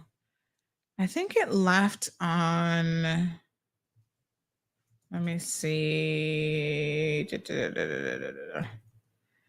It left on one day last week, and then it was there for quite a few days. So yeah, it left on, somebody said to me, it left like on the 2nd. So it went from here to Jamaica, and we get to see all the travel information. Went into Montego Bay, and then it went from Jamaica, headed towards Cuba, and then it looks like that was on the 2nd. So on the 2nd at 8:30 a.m., it left Owen Roberts International Airport, went to Montego Bay, and then by 11:56 a.m., it was back on, I guess it refueled and whatever, and headed towards Cuba. And then looks like it was headed towards Turks. And then I think it came back, or it's on its way back or something like that. So no solid information as to why it went, but seems like they were bartering it. I don't know if it was need of repairs or what the situation was. So someone says it's part of the deal with the UK government as they contributed to its purchase. So we're sharing the helicopter then with TCI. Okay, interesting to know. Yep, somebody says that they deployed this kind of the helicopter to support the Royal Turks and Caicos Police Force back in December. And so I guess that's still ongoing. So it's going to help TCI and the Bahamas.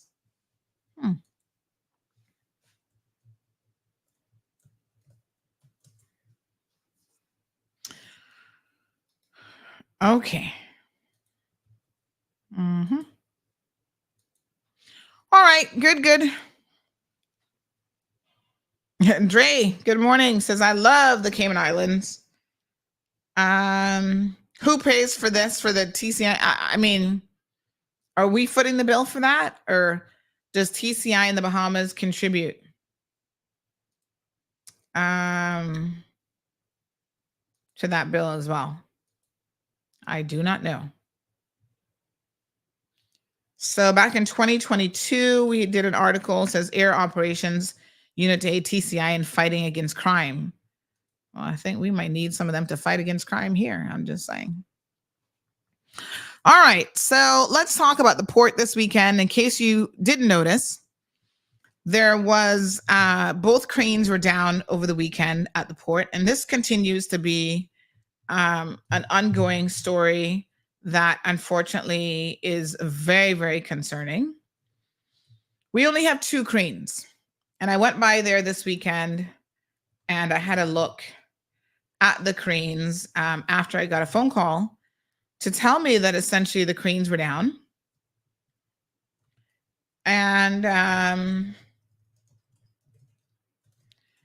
I needed to look into this because with the cranes being down, nothing can be unloaded from the ships. You know, as a country that relies on the importation of everything, pretty much. This is very, very concerning. They took off about 15 containers. And then the cranes, the other crane, one was already broken. The second one broke and stopped. This is crazy. Now, this is the information that I have on these cranes. I'm going to run through this with you. So one broke down on Thursday night while discharging the same ship. Seems like that one is going to be down for quite some time, in fact, because they have to rebuild or change the engine. Now, these cranes, I'm guessing they're not a small penny, but this is why you've got to be willing to spend infrastructurally on equipment. And when you don't, it puts people's lives at risk at the port. That's always number one. Safety is number one.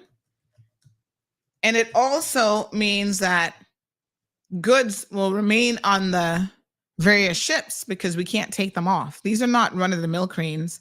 And I've got some pictures. I'll show you what they look like. But in fact, these are very specialized cranes. I was told that somebody donated or gave us one of the cranes or whatever. I think right after Ivan or around Ivan time. So at least one of them is 30 plus years old. And the other one is about 40 years old. So we have an M250. And I don't know what the other one is, but they're very, very large cranes that are designed to take off the containers and to, safely put them on the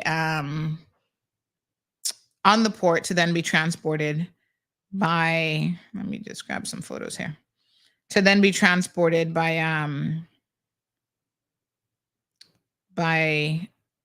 the other heavy equipment that takes it from there. So we're not spending money on cranes, but again, I go back to some other projects that we appear to be very, very happy overspending and committing to. Quite an unbelievable situation, in fact. Good morning, caller. Welcome to the program. Good morning to you. Good Ms. morning. CMR. Yes, sir. Good morning. And I wish you, haven't spoken to you for the new year. Oh, yes. Happy New Year. Well, I don't limit it to a year because a year passes by so quick. So I don't tell people good day, have a good weekend. So I'm going to tell you, have a good life. Oh, thank in you. which you are successful in what you think defines success and that you will always have enough. I appreciate that. Thank you so much. I want you to keep working for the rest of it. You see, I don't want you to have everything you want. Point taken. Okay. Point taken. All right. Miss Sandy. Yes, sir. This morning makes me very disappointed in what is happening in government. Has been allowed to happen.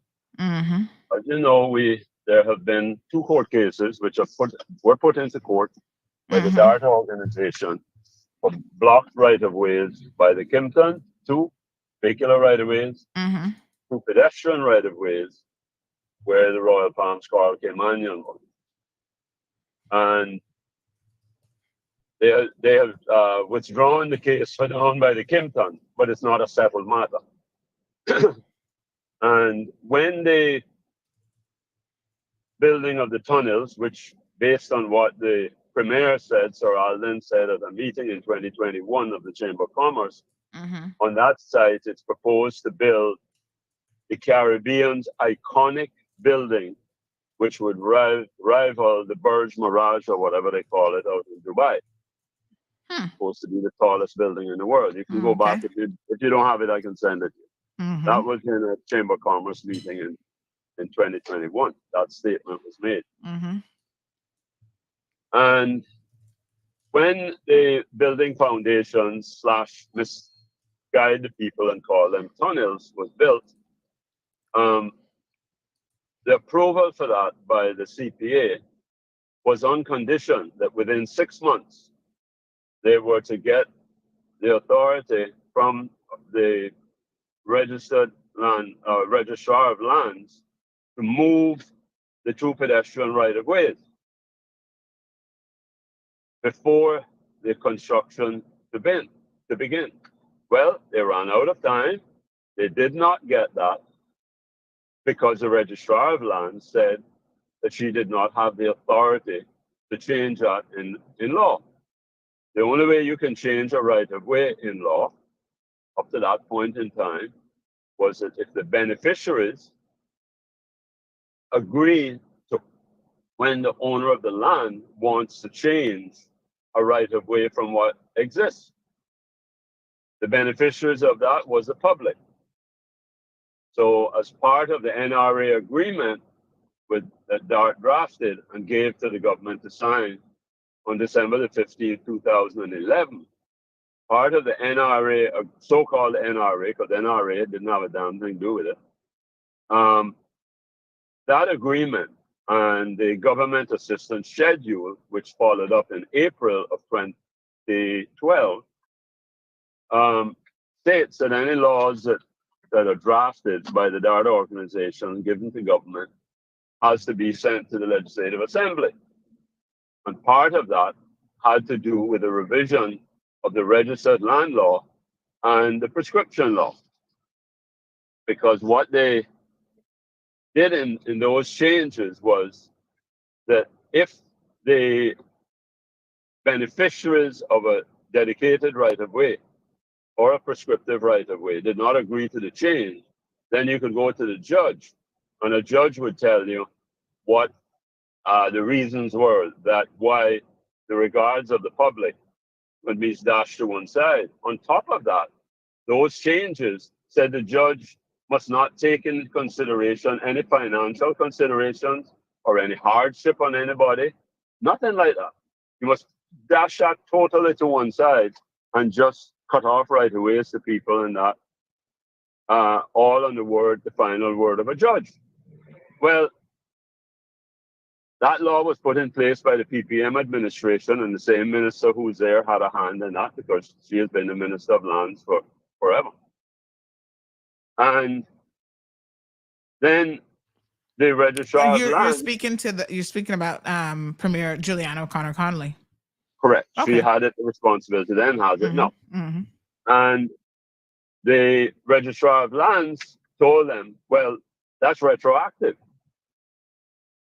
What happened here? I don't have authority to do that retroactively. So she said, I still can't do it.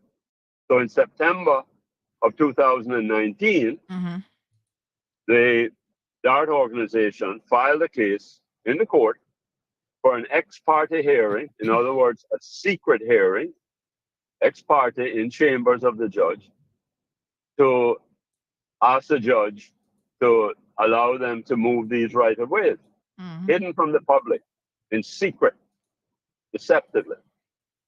Well, we found out about it that the date had been set for October the 30th of 2019. Some of us went and we did what was called an intervention because there was no representation there for the Attorney General, and there was no representation there for the Registrar of Lands for her to explain to the judge why she didn't change it. There was no representation there for the Public Lands Commission. It would have been a total, what I call a flounder case.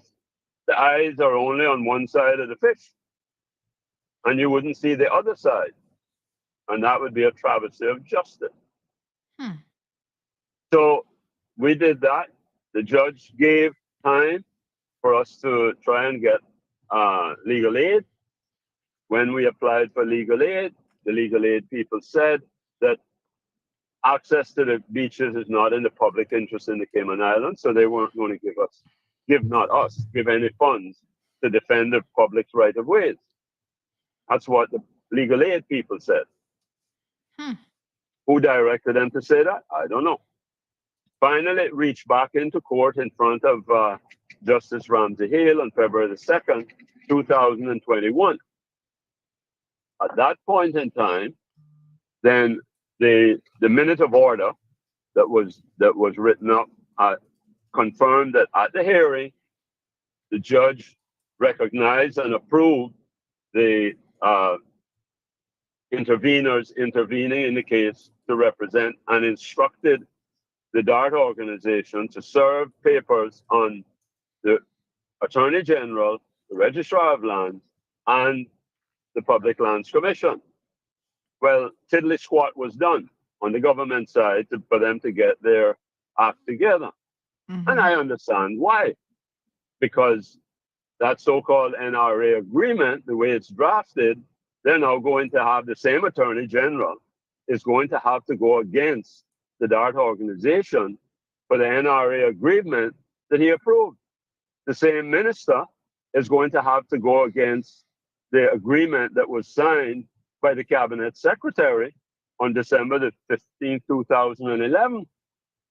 So this is all done at the top level of government in Cabinet. And she has to go against that. So she has a difficulty. I can understand the difficulty they all have. Mm-hmm. And so the judge said there should be negotiations that she decided on February 2nd, 2021.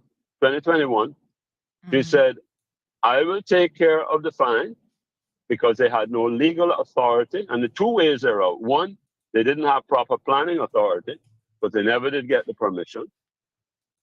And they didn't get the change of the right-of-ways, so they had no legal authority to block the right-of-ways. That's unlawful. Mm-hmm. He said, I will take care of the penalty. What should be the damages and compensation?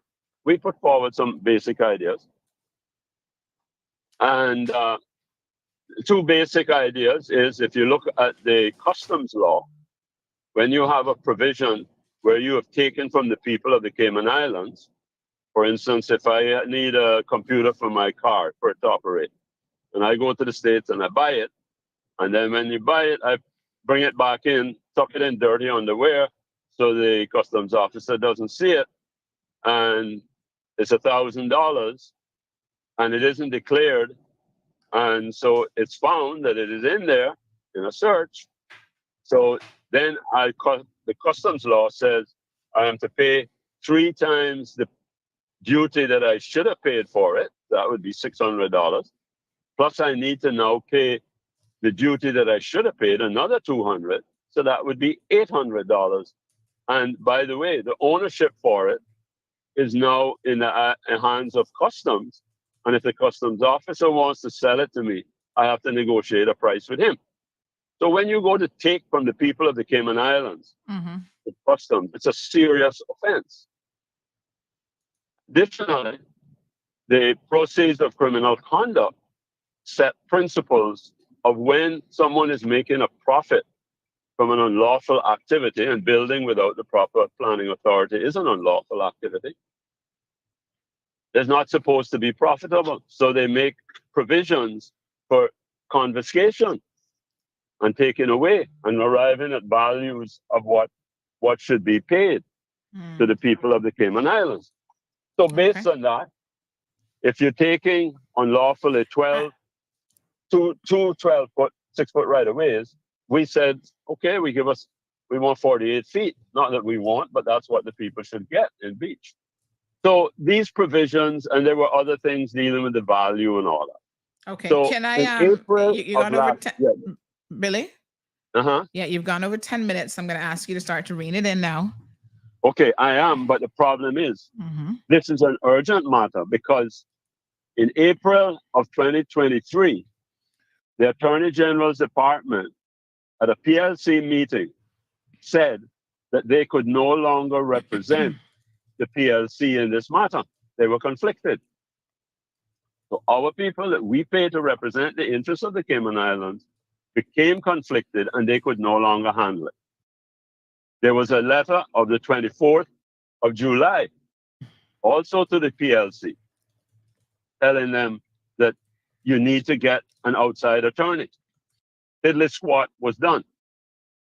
Now, the reason why we're in there and why we have is because on on October 22nd, 2022, when it was next back in court, we said, okay, the PLC have now got involved.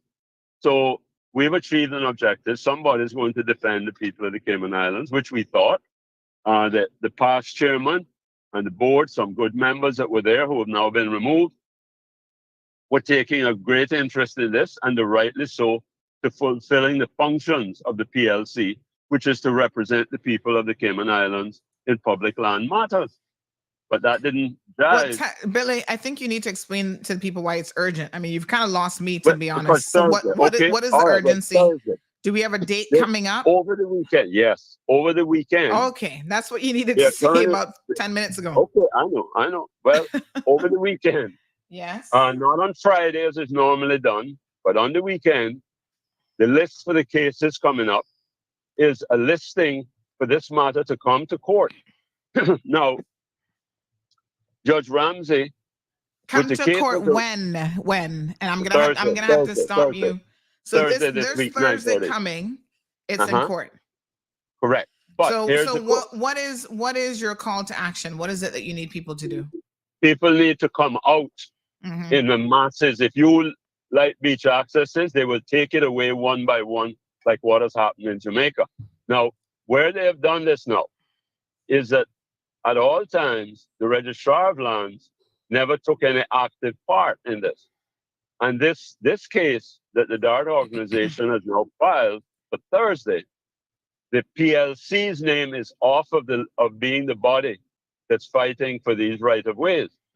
They now are taking a case again with the Registrar of Lands, and from February, Judge Ramsey opened it up and made it an open court case. Now it's going back to a secret case and under a different judge, Judge Carter. So they're changing judge who doesn't have the whole history of everything that has gone on, doesn't know it. They're now including the Registrar of Lands that wasn't there before. What do you mean? I mean, the court doesn't decide who the parties are, but when you say it's a secret case, what does that mean? It's in chambers. So a trial is happening in chambers? Pardon? A trial is happening in chambers? No, it's what they call a directions hearing. But that is where a lot of things take place. It's not a simple matter. That's where schedules are set and all kinds of different things can occur. Yeah, but directions hearings, I mean, you can go and sit down and listen to them, but it's not something that you can report on because it's just that. It's not deciding anything in a matter of law. A directions hearing is basically saying, okay, this is when you need to have these papers ready by. These are the dates. We've set the trial date for this, but before the trial date, you need to have, certain things done. But that's exactly. That doesn't determine anything. I mean, a directions hearing, most people, not even defendants show up for directions hearing. It's normally just the lawyers. I know. That's why they don't want the public to understand these processes. They want to keep the public in the dark. They don't understand. You cannot trust government. You cannot, I'll repeat it, trust government. They will sell you out for a bowl of porridge. Because there's so many factors. But I mean, that are tied into this is a procedural type of hearing, so it's not fine. Right. Any procedure in court is important because it all goes towards the final outcome. And the objective is to start taking away right-of-ways. You have the Kimpton, you have the camping area north of the Kimpton. You have all these other areas. You have Barkers, and they already want to set precedents. Well, because we did it this way in that case, then we'll treat this case that way.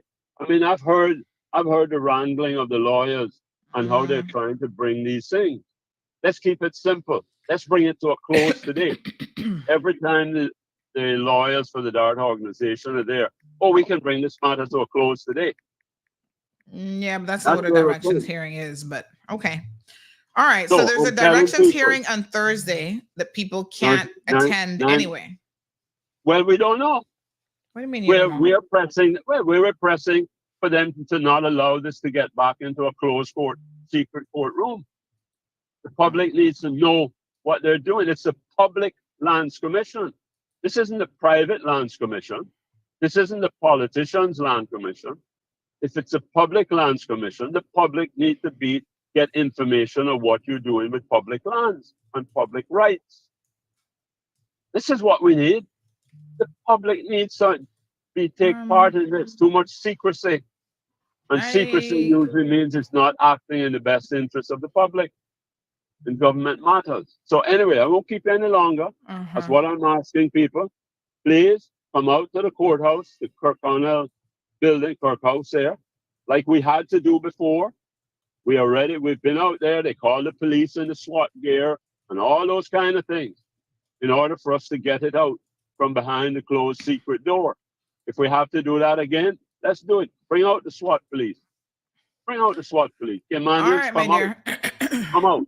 Thank Thursday you very morning. Thank you very much. All right. Thank you too. Bye-bye. Alrighty. Oh, sorry, my throat. So I do want to let me call. This is where I might not be the best person to explain what a directions hearing is. I have been part of directions hearings, and nothing substantial that will impact the outcome of a case in terms of like a decision happens in a direction hearing. So for people to show up for a directions hearing or to talk about the fact that it's in chambers, I think that's pretty much all directions hearings. Like they're not, I mean, you can go to a directions hearing. It can physically be held in chambers and you can still show up, but it's not something that you like, I don't know. I'm confused. Let me call on, trying to think on who would best be able to explain exactly what a directions hearing is. Let me see. Need a lawyer here. Let's speak to oh gosh, hold on. Lawyers. Gosh, know so many of them. Let's give our friends over at Broadhurst a call. Let's see if Kyle has a minute for us to explain to y'all what a directions hearing is, because they happen in most grand court cases. I think even in summary court, they have directions hearings and stuff as well. But it might be helpful to get someone to sort of explain this to you guys. Hello, good morning, Mr. Kyle. Happy New Year. Hi, Sandy. How you doing? I'm pretty good. You got a quick second for us this morning? Sure. What's up? Can you explain, for the benefit of our listeners, what a directions hearing is? What a directions hearing is? Yes. In the context like a grand court hearing? Yes. Okay. So normally what happens is you have the pleading. So you have like a statement of claim that'll be filed, then you'll have the defense and then a reply. After that's all taken place, then you'll have a hearing to prepare for trial. So normally at a directions hearing, you'll have directions for discovery, which is the exchange of abuse documents. You'll have an order for the exchange of witness statements. If the matter needs expert evidence, you'll have directions for that.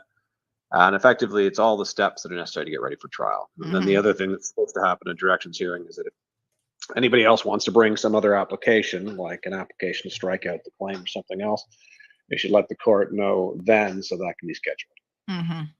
And are these hearings open to the public? Because we just had a question from or a statement from Mr. Billy Adams, who was talking about the ones with the Public Lands Commission and the DART organization. He said that's coming up on Thursday, but it's in chambers. Now, it being in chambers, that means that you can't show up and listen, or what does in chambers mean? Yeah, no, chambers normally means it's private to the parties. So it's only when it's an open court that anybody can normally attend. So sometimes you can ask. It depends on the nature of the matter and whether sometimes you can make an application to appear, but you can't just walk into a chambers hearing. Okay. And is there anything substantial that would be happening at the directions hearing that could impact the outcome, or is it just primarily procedural stuff? You're saying that they can bring strikeout applications. I'm not familiar with the specific matter you're talking about. Right. So I'm just talking generally. Yes. But yeah, I mean, so there can be important things that can happen in a directions hearing because it can shape how the trial is going to take place, right? So if there's expert evidence, for example, that could be something, whether or not that's going to occur and how it's going to be done, that can be important.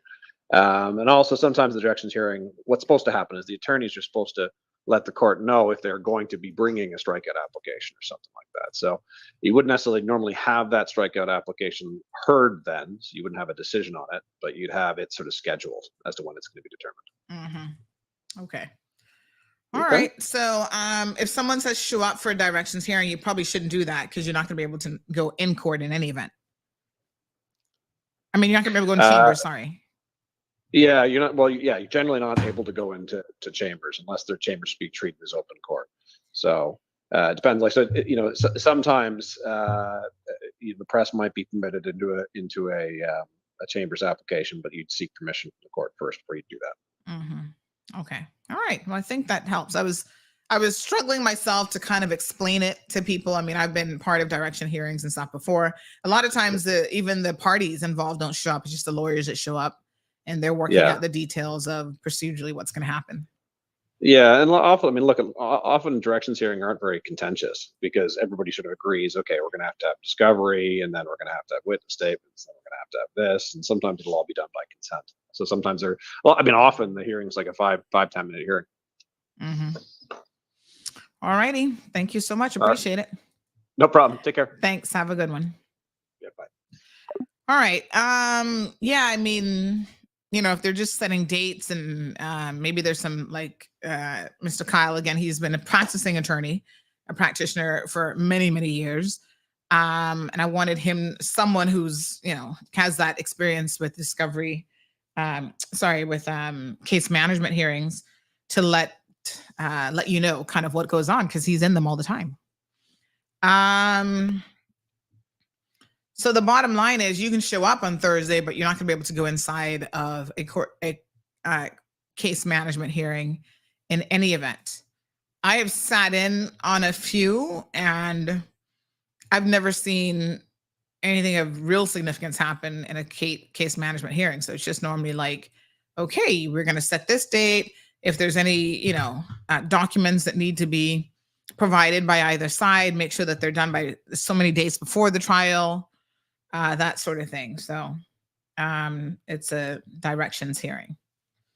But what it does mean, whenever you see a directions hearing showing up, you get the sense that the case is getting a lot closer to actually being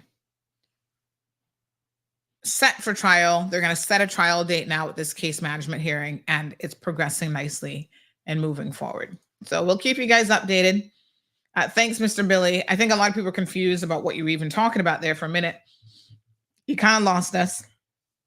And that's why it can be really, really important to get to the crux of the matter, because I tell you that when somebody talks about something for 10 minutes and hasn't told you what they really need you to do, probably at about minute 5, most of you have mentally, unfortunately, checked out of that conversation. I saw some of the comments like, I'm confused. What's going on here? What's the actual discussion? Caller, good morning. Good morning, Sandy. Well, I have to call back just on this issue about the directions hearing. Of course, yes. Kyle is absolutely experienced as a court lawyer. He laid it out exactly how it's supposed to be. But what I thought I should add, and because I've been involved also with the beach access, the one that Mr. Billy was talking about. In fact, initially, I'm the one who represented them, and we had the same problem. We went to it. I was representing them in a directions hearing, and then the court wouldn't allow even my clients to come in. It just wound up, and then there were so many people who were left out. But anyway, the point I want to make is this. So long as the parties who are appearing in there, if they want somebody to come with them to chambers, they are free to do that. Okay, the judge doesn't have this unfettered discretion to say, well, you see, if you have either a friend or somebody who is coming with your consent, you can go into chambers. And there are some cases where, for example, because the matter is of public importance, as this beach access is, sometimes the judge would say, I will have the chambers, the directions hearing in open court. Why? Just for transparency. Okay, because remember, that courts under the Constitution in general are supposed to be in open court. The matters that are supposed to be in chambers are those which are not that important, and usually chambers matters are not. But if people want that the matter should be in open court so that people they want to attend who are invited by the parties can come, that should also happen. In this particular case, I will tell you the problem, and I will be very, very candid with you, and that's why Mr. Billy was so concerned about it.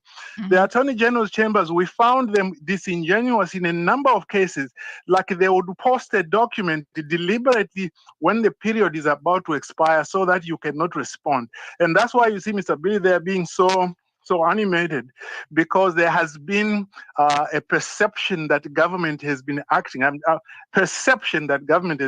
dishonestly. And therefore, although it's a directions hearing, I think before in the public interest, I think it should be in open court. And I would suggest that the public do go there, which is what we did last time when I was representing them. Unfortunately, I'm not there myself this time, but otherwise, that's why it is concerning. So somebody said if people go and follow Billy, they may end up disrupting the court and getting held in contempt. So is this a concern if you go into a directions hearing that's in chambers? That there might be disruption? No, that you would be, because if it's not open to the public, you might be, running afoul of the law. No, you see, this is the nonsense. I'm sorry, I feel strongly about this, Sandy. This is the nonsense sometimes they have about the judiciary. They want to make the judiciary.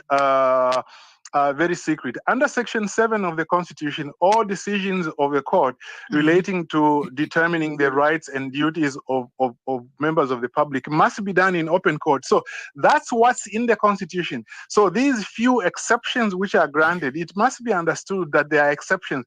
Having a matter in chambers, like Kyle was saying, it's because a lot of the matters are not contentious. And as you also rightly pointed out, because very often these are not really eventful things, sometimes even the parties don't attend. And you are both absolutely right in relation to that. But you see, at the end of the day, we must not lose sight of the fact that the general rule is that things must be in open court. And even if a matter is generally something that would be in chambers, if there is a good reason to make it in public, then you can make it public. In fact, under the Grand Court Act, there is a specific rule, the Grand Court rule, there is a specific rule which says that even if a matter can normally be held in chambers, if the matter is of public interest, the judge may order that it should be held in open court. And I've cited that before in this very, very case, but still we were not successful because the judge wouldn't allow it. People must understand that it's not an absolute rule.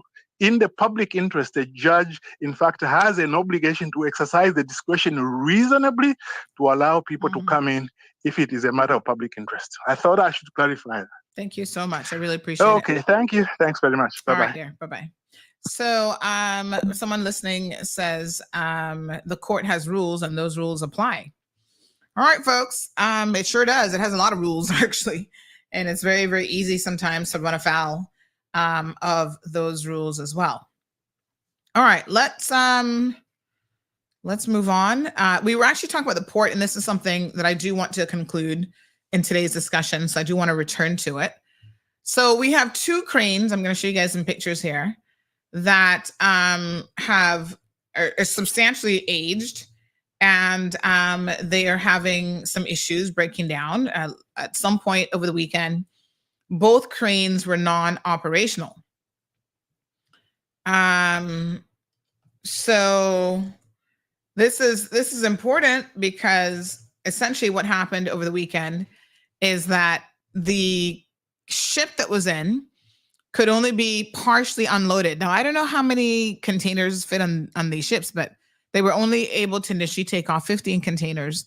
And then the remaining ships had to, the remaining containers had to be left.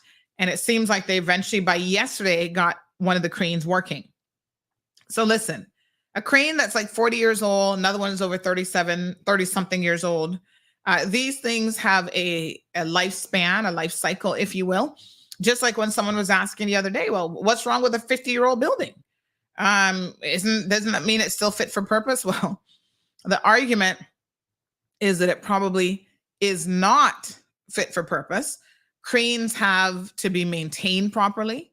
There are a number of people who sent me photos and talk about the safety of these cranes and exactly what is going on, why they're constantly at this particular stage broken down. And again, questions about what the safety manager at the port is up to in terms of ensuring that these cranes are actually safe. So this is a concern. It's Caymanians by and large that are working at this port. There have already been accidents that have happened that people, remember the one guy who fell? I don't remember if it was because of a crane, but anyway, he fell there at the Portland Road location. And not long after that, he passed away. And there are people who are convinced that this has contributed to his demise. So you see the two big cranes there. And so I stopped by yesterday morning to have a look at what was going on with the cranes. And apparently one of them, so the one that's closer to the ship, was actually working. And that one was finally able to unload some of the stuff. So we have one crane that's like at least 40 years old. The other crane, 30 something plus years old. And people again are asking the question about the breakdowns, that they've not been maintained properly. That's why they're constantly breaking down. And apparently it was a fuel pump issue that took out the M250. Like I said, I don't know what model the other one is, but this person makes the following observation. Had the new fleet manager been worth his salt, he would have had a spare or two in stock. Plus, had they been properly maintaining them, they would have caught it earlier and they could have prevented this downtime. So listen, when you've only got two cranes, having one down is going to cause significant delays in the unloading of these ships. And then what was happening is we were having multiple ships coming in last night, because remember, we import food or vehicles, furniture, everything except people on these in these containers. So additional boats were coming in, and the fear was, oh my God, they are not going to be ready to offload. And then you're going to have delays. Your grocery stores are waiting on stuff. There's already been inclement weather over the last couple of weeks in any event that was causing some delays and stuff as well. But like I said, they seem to have gotten one. I don't know what kind of jerry rigging went on, but they seem to have gotten one operational by late yesterday morning. And so I certainly stopped by and made the observation that the one was working. However, the question remains, what is going on with these cranes? What steps are being taken to ensure that we have safety first? Somebody said that one of the mechanics was reportedly injured working on the cranes. And so, of course, that's a concern. And they're just not being properly maintained. Someone said if they're properly maintained, they would last forever. Nothing lasts forever, but I guess a long time. But the older they get, the more maintenance they'll take. And one of the mechanics actually recently got injured while working on the crane. Not quite sure the extent of his injuries. But here is yesterday, at least that one, by about probably 10:30, 11 o'clock, was operational and trying to take some of the containers off of the ship, as you can see there. And not long after that, by last night, 2 or 3 other ships were expected to come in as well.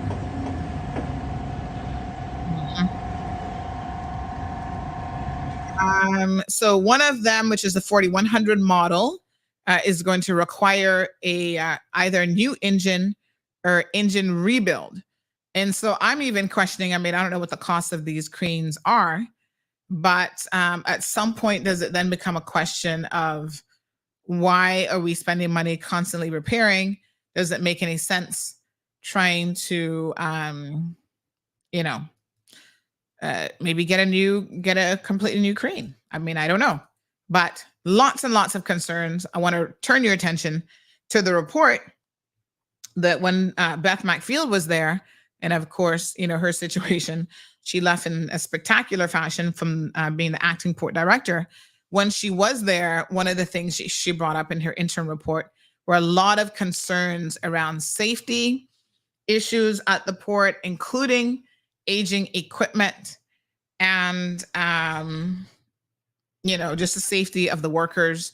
And so it looks to me like a lot of those issues continue to be a problem. Yeah, what a hot mess. And I think someone actually sent me a photo as well of the actual equipment and kind of, we saw some previously where some of this equipment is like rusted, it's exposed to severe elements, obviously being there on the port, the salt water and so on. And so it's just something that we need to have addressed. And I hope that the minister responsible for ports is listening, because honestly, the day Caymanian loses their life on that port, somebody have to pay for that.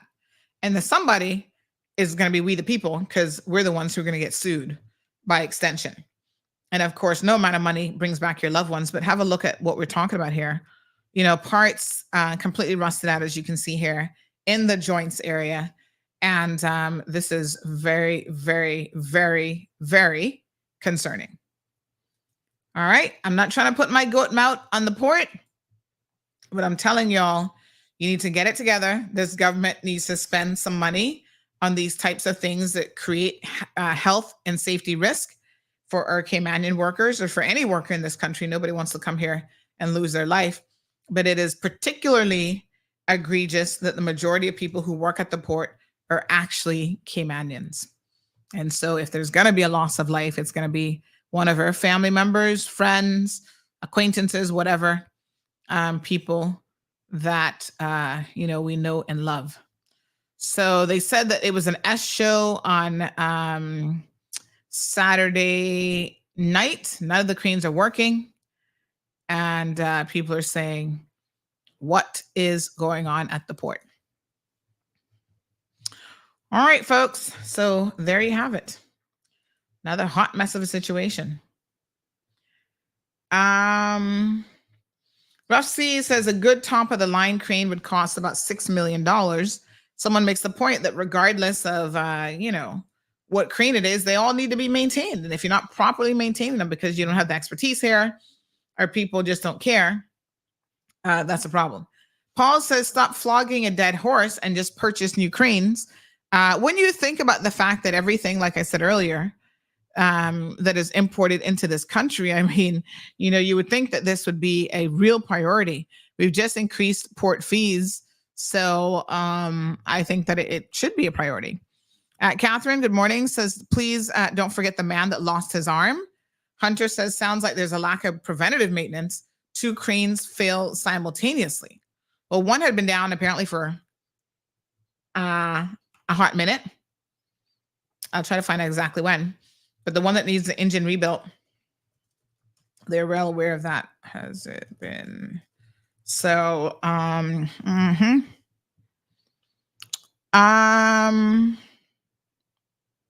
thank you, India. She says, I love when this gentleman calls in because he's so knowledgeable about our Constitution. I'm always learn listening to him. That's Mr. Balika that she's speaking about. Yes, indeed. He is very, very knowledgeable. I think, Paul, you made another comment about the cranes. I'm just trying to see if I can find that again. I did glimpse at it. So someone also mentioned that another one of them was down for Christmas. Again, times when you have a lot of food that's coming in, lots of things coming in for the holidays. These delays are not good for more reasons than one. Paul says, like all service equipment, they must have a service life, 30, 40 years for a crane, time for replacement. They must be expensive to maintain. Good morning, Miss Dorothy. Rough Sea says, so take $14 million out of the Kim and Brack budget and get 2 new cranes. Cayman Brac school budget. Well, remember on Friday, did everybody get to vote? I think a lot of you still haven't voted in Friday's poll question, which was about Cranes versus Henry Cranes, the school versus the court. And it was so interesting to see that the last time I checked the numbers, they were shockingly something like 80 something percent were in favor of something like 80 something percent were actually in favor of ditching the school project and instead getting a new courthouse. Now, I did want to say, for the sake of absolute clarity here, folks, the magistrate made it the Chief Justice, my apologies, made it very, very clear that, you know, they can't not do without the court space that they have now. They need that as well. So she said, listen, we're not going to not use the current courthouse and just abandon it. We're going to continue to use that, but we need a modern day facility. And also made mention of the possibility of trying to start up district courts, which would really be part of her vision, and that she's hopeful that that can, you know, come to fruition as well. So very, very interesting indeed. Let me try to see if I can get the numbers. Yes, let me see if I can get the numbers here. And then I'll let you guys have what the latest numbers. But I think on Friday, I briefly checked, and it was something like 82% said, give us a new courthouse instead of the school. And I was a little bit even surprised by that, to be quite honest. I was like, wow. Okay, then, honey chill. So let's see if I can bring up those numbers. But if you've not had an opportunity to vote as yet, by all means, go and do so.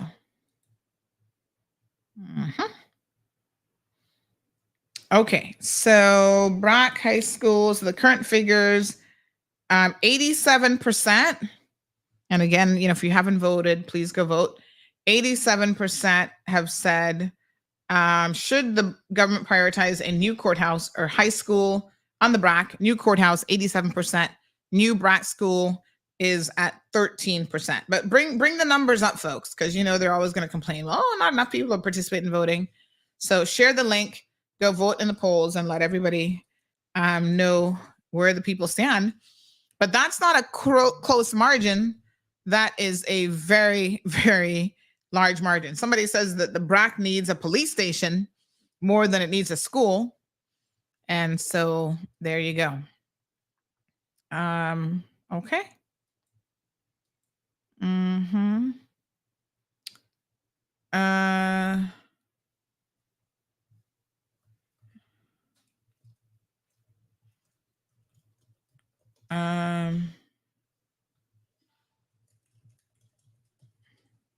Okay. All right. Let me just see here.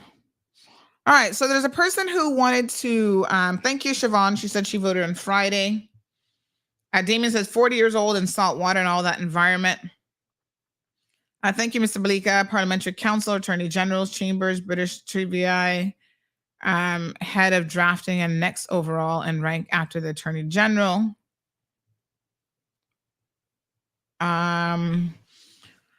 All right, so let's warn you guys about a potential scamming situation that is happening. You know, we try to warn everybody about these types of things because I tell you what, it seems, unfortunately, that people are all too happy to separate you from your hard-earned money, and they seem to have no scruples about it. They don't care. They will do it and not even bat an eye. I mean, I'm shocked, really, quite frankly, because gosh, I would feel so bad trying to steal from hardworking people. But that is definitely not the case with a lot of individuals. So we were contacted over the weekend about this woman who almost lost her rental money to a lady who was attempting to pull a scam, and she had to get the police involved. Good morning, caller. Sorry, Sandra. I didn't mean to put all that qualifications stuff about thing. What I was trying to send you, the actual rule which allows certain chambers matters to be heard in public. But I'll send you that in your private email. I didn't mean to send you those details of mine. Thank you. Okay, no problem. Okay. All right, dear. All right. So yesterday we had, let me just see if I can find it now. We had a lady who is going around, and we got a voice note. Someone contacted me yesterday saying, hey, I just want to alert the general public that that this is happening. Please, please, please be vigilant, be on the lookout, because unfortunately, this woman took a person's rental money, didn't want to return it, and then she had to get the police involved in order to get her money back. My gosh. You know what? One of the observations that I've made is it seems to me that women are becoming more and more in the scamming business. I mean, I hate to tell you all this, but they seem to be hard with the scamming game. Instead of going out there and getting a job like everybody else, they are keen to steal from people. So I'm going to show you this woman's picture. We might run out of time, actually. So we may not have sufficient time to do a deep dive into this. But in the meantime, you need to be very, very vigilant on these websites. EK Trade seems to be how they are targeting people. So I'm going to ask you to be very, very cautious about whenever you use a website like that.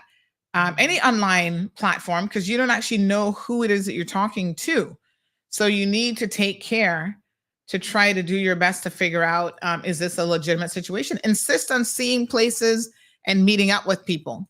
Because here is this lady, she actually was trying to pull a fast one on, trying to pull a fast one on people. So what she did was she used some kind of fake name and stuff as well, and was trying to, once again, separate people from their money, honey child. And so the lesson here, I can tell you, is that if you are not vigilant, unfortunately, these people are going to take thousands of dollars from you. Don't let it happen. Don't be that person that has to end up calling CMR because you have lost your money. Stay on top of it. Stay on top of it, folks. So this person messaged me yesterday. They said, Sandy, I just want to warn people. I was lucky enough, fortunate enough to get the police to assist me in getting my money back. But this woman was not going to return the money until the police got involved. And then she finally decided to return said money. So incredibly unfortunate. So the warning here is to please be careful. We're out of time, but I'll play the voice note on tomorrow's program. And so commit this one to memory, folks. You just want to be careful. We have this. We've got the screenshots. She gave people's names about who she was, and she was using a fake name. One of the interesting things about this that I thought was very, very interesting, and I was wondering why she asked this question. She said, are you a Caymanian, if you don't mind me asking? Anyone who's renting you a place, that should not be a point of consideration what your nationality is. And so, yes, her desire to know whether or not this person was a Caymanian, to me, that alone was a red flag. Because these scammers believe that if you're not a Caymanian, in this case, the young lady happened to be a Jamaican national here in a work permit, they think that they can take advantage of you. And work permit holders are less likely to complain and want to do something about it. So yes, she was trying to pull a fast one on someone, El Rey. El Rey, by the way, welcome back.